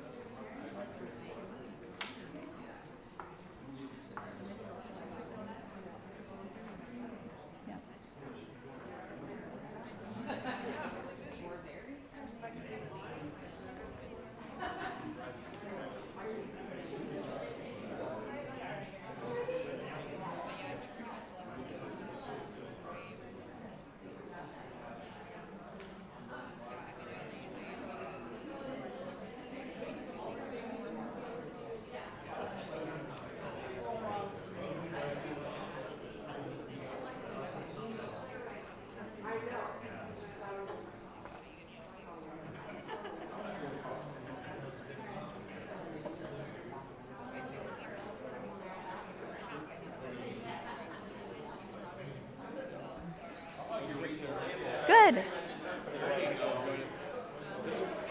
There's so much knowledge. Yeah. I've been experiencing here. I know. Just tap into it. Yeah. It's crazy. I mean, we could have done, not physically, but we could have done 8 hours of that and still had more information to share. So I hope it was at least a good starting point, meeting folks. So, yeah. Well, no, yeah, I think there's some connections that will make a difference going forward. Good. Just really like to be the center of Yeah. Because the conversation will continue that way. Exactly. Yeah. Yeah, it's good. It's not. Cool. It wouldn't have actually killed me.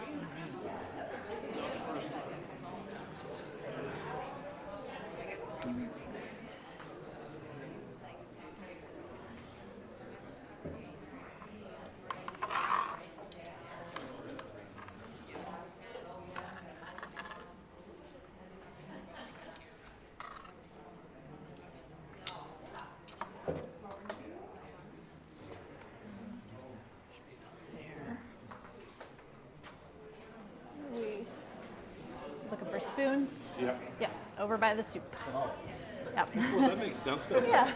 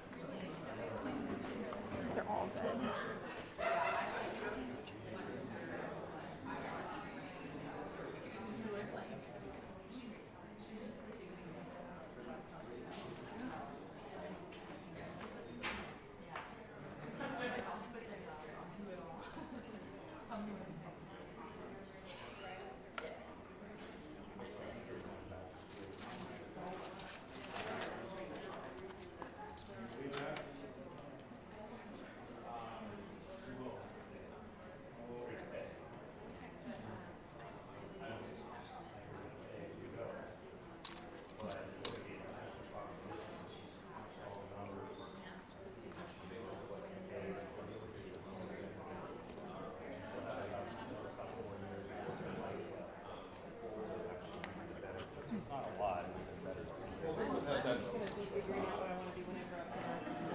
Cohort has that marriage and family program. I don't know if that is. It does. It does. I wish that there was a way that I could do both at the same time.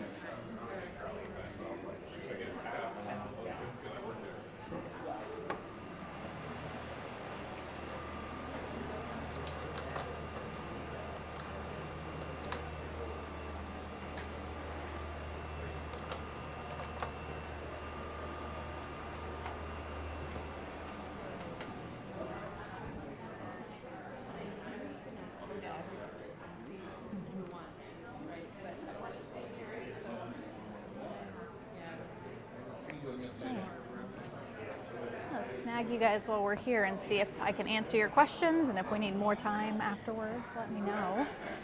So, obviously, a lot of changes. mm-hmm. And just going through our plan.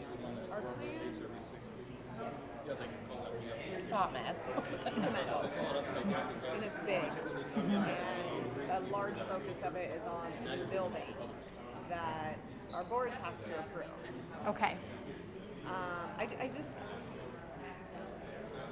I feel like it's too big. The vision is too big. Okay. Does that make sense? Mm-hmm. We want to find a way to right size it to the money and the timeline and the. And I want to take that building out because although that is something we plan on doing, I can't put a timeline on it because this is all dependent on. Right. Okay.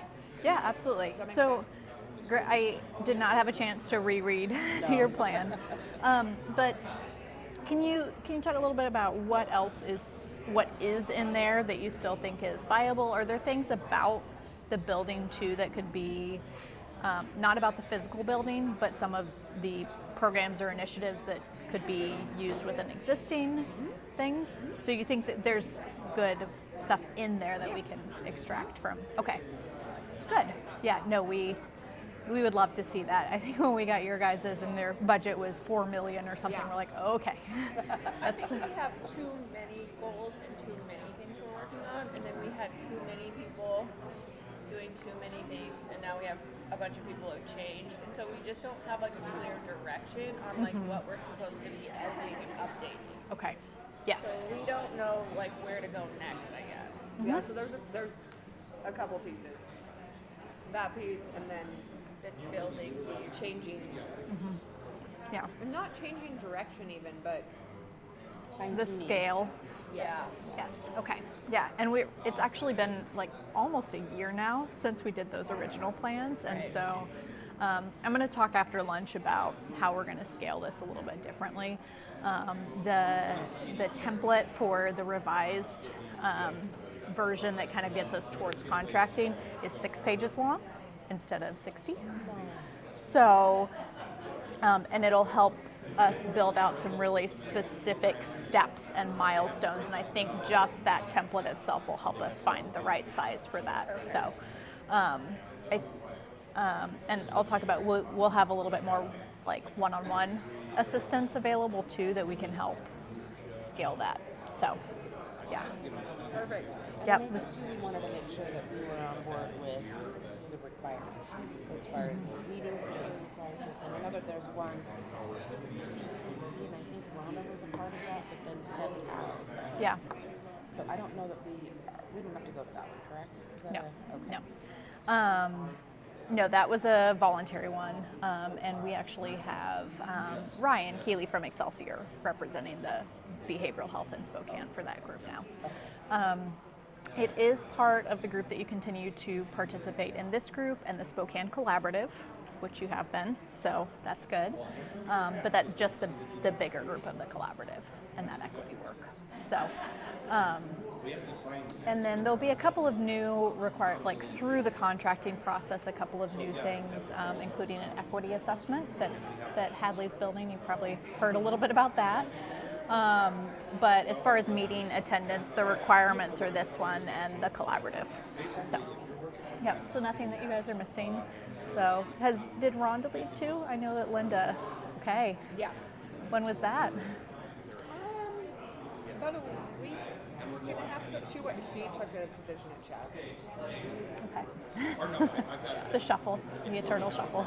Okay. All right. Well, good. Yeah, lots of changes. Mhm. Yeah. Yeah. And an opportunity with this plan too to refocus and Rein it in a little. rein it. Yeah. Yeah, a lot. Yeah.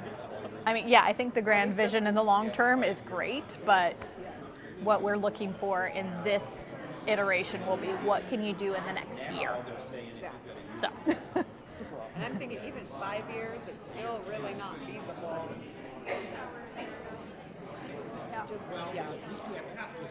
Okay. Well, good. I'm glad that we can adjust. Yes. And scale that down. I was looking at the budget yesterday going, they probably think we're crazy. Yeah. Yeah. And we'll look with the new budget for it to be much more, this is the amount of dollars that you're eligible for in this first year, and we'll provide that information too. And what do you want to do with that? Okay. So. Perfect. Okay. And then, so after I do talk to the group about it, either ask questions or I'll pop back over and see if you have follow up. So, yeah, cool. Yeah.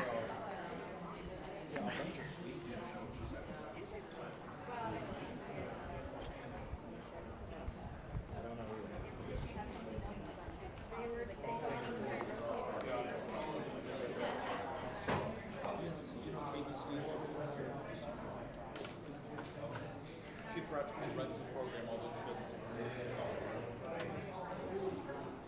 Well, yeah, if you want everything. She and I were talking about possibly having a track here. Thank you.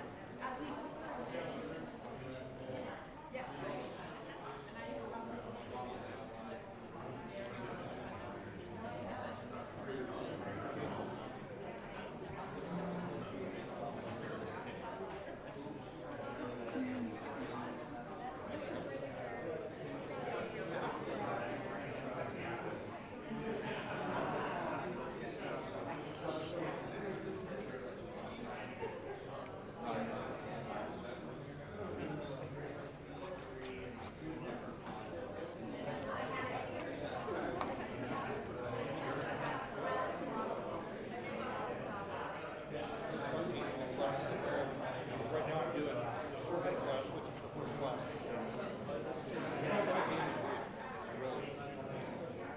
So I've got people.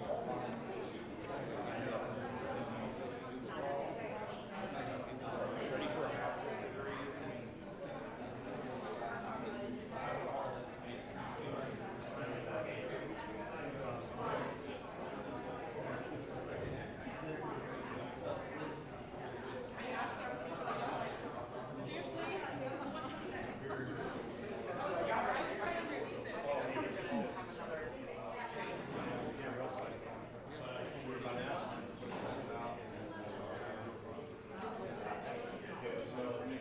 After all that talking, they're still talking.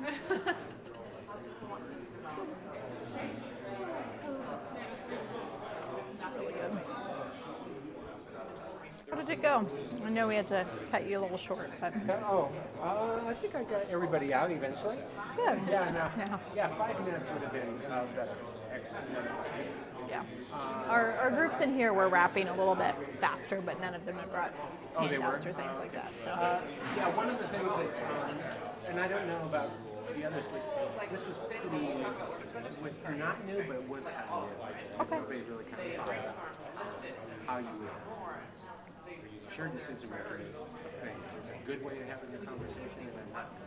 Yeah. And then how do you integrate that into practice? And I mean, it's all of the practices regardless. Yeah. Yeah, it's one of the providers come up to me, and he was deciding how to shuffle because he came late and didn't have an agenda, and he's like, "What's that? What is shared decision making?" I was like, "Well, go find out." My first statement is that it's a conversation. Yeah, exactly. It's the simplest way to explain it. Yeah. Between two people who are experts, professional, and the patient is an expert on what they are and their values and their preferences. So. Yeah, like Lucas talked about this morning too, like he mentioned it too. But that's a change of perspective and a change from, I think, probably how things are taught in school for different clinicians. And yeah. So that's great. I'm glad it's and I'm hoping, I'm going to encourage them in their feedback to say, if there's anything today you want to follow up on. Yeah, I was just going to say, because the evaluation form doesn't get specifically into the different tables. Yeah. That would be yeah. they found some tables. Yep. Yeah. I'm going to encourage them to give a little more detail than they did last month. I really enjoyed this one. This was Good. really cool. Thank you. I learned so much about other organizations and neat things they're doing, and man, it just really inspired the juices going, how can we melt this? This would be awesome. Yeah, Oh, this great. was really cool. Yeah, thank And a lot you. of good feedback from everybody else too, saying the same thing. Great, yeah. Yeah, we had a couple of people who were participating remotely saying, Lucas, that was fantastic. Like, what a good presentation. Yeah, so I think you did. that But yeah, was- I'm but glad to hear this was a good This format was and really made cool. those connections. Yeah. So yeah, we're hoping. Literally sitting at that table going, okay, so here's my business card, call me because I want to get a group in your organization. Yes, and you want to, Yeah. It's really cool. Oh. Really good. So, All right. you did a very nice job. Yeah, thank you. You know, that was the worst presentation I think I've ever done. Really? There was You did a zero very nice job. preparation. It was step up there and wing it. So I will Yep. apologize. They do get better with presentation. No, I think that was, yeah. preparation. Yeah. But Whatever your modus, MO is, That worked. Yeah, and I think that this group hasn't necessarily talked about it or thought about it or anything like that. So because it's all Avoided, new, maybe. they're maybe avoided. Yeah, maybe avoided. Maybe a little. So Yeah, no, that was cool. And I handed out almost all my business cards. People come over and say, let me have a business card. Yeah. I'm going to be Cool. drinking a lot of coffee. Yay! That's great. So, thank you. That's what's Yeah, thank you. All right. Awesome. I hope he writes that on the eval too. Are you teaching in that one?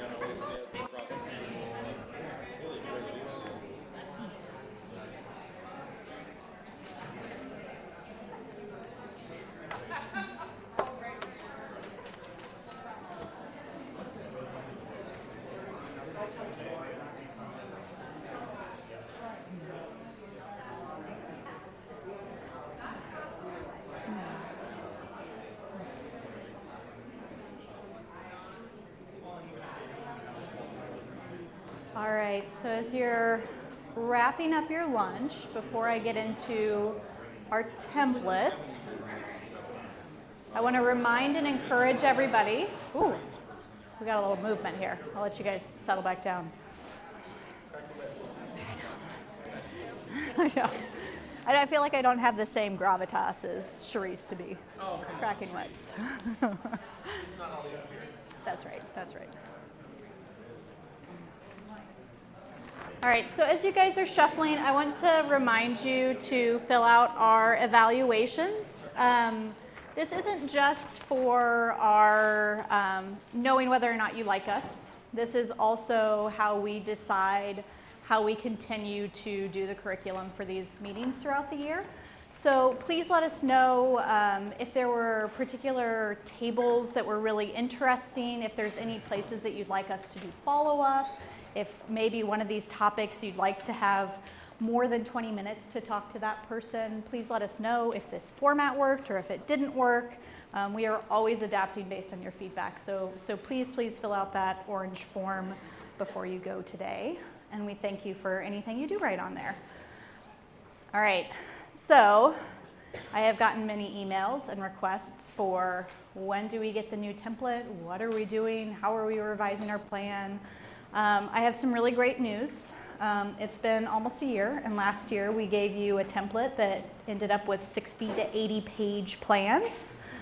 The great news is this new template is 6 pages long. All right. Yes. So,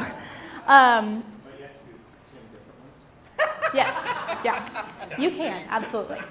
No, it is one template. We are not doing separate plans for separate counties or different from behavioral health and primary care.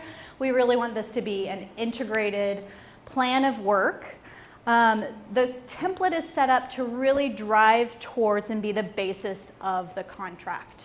And this will be a 1-year contract, so as you're thinking about the scale of the plan, think about in terms of a year. What are the steps you want to take in a year?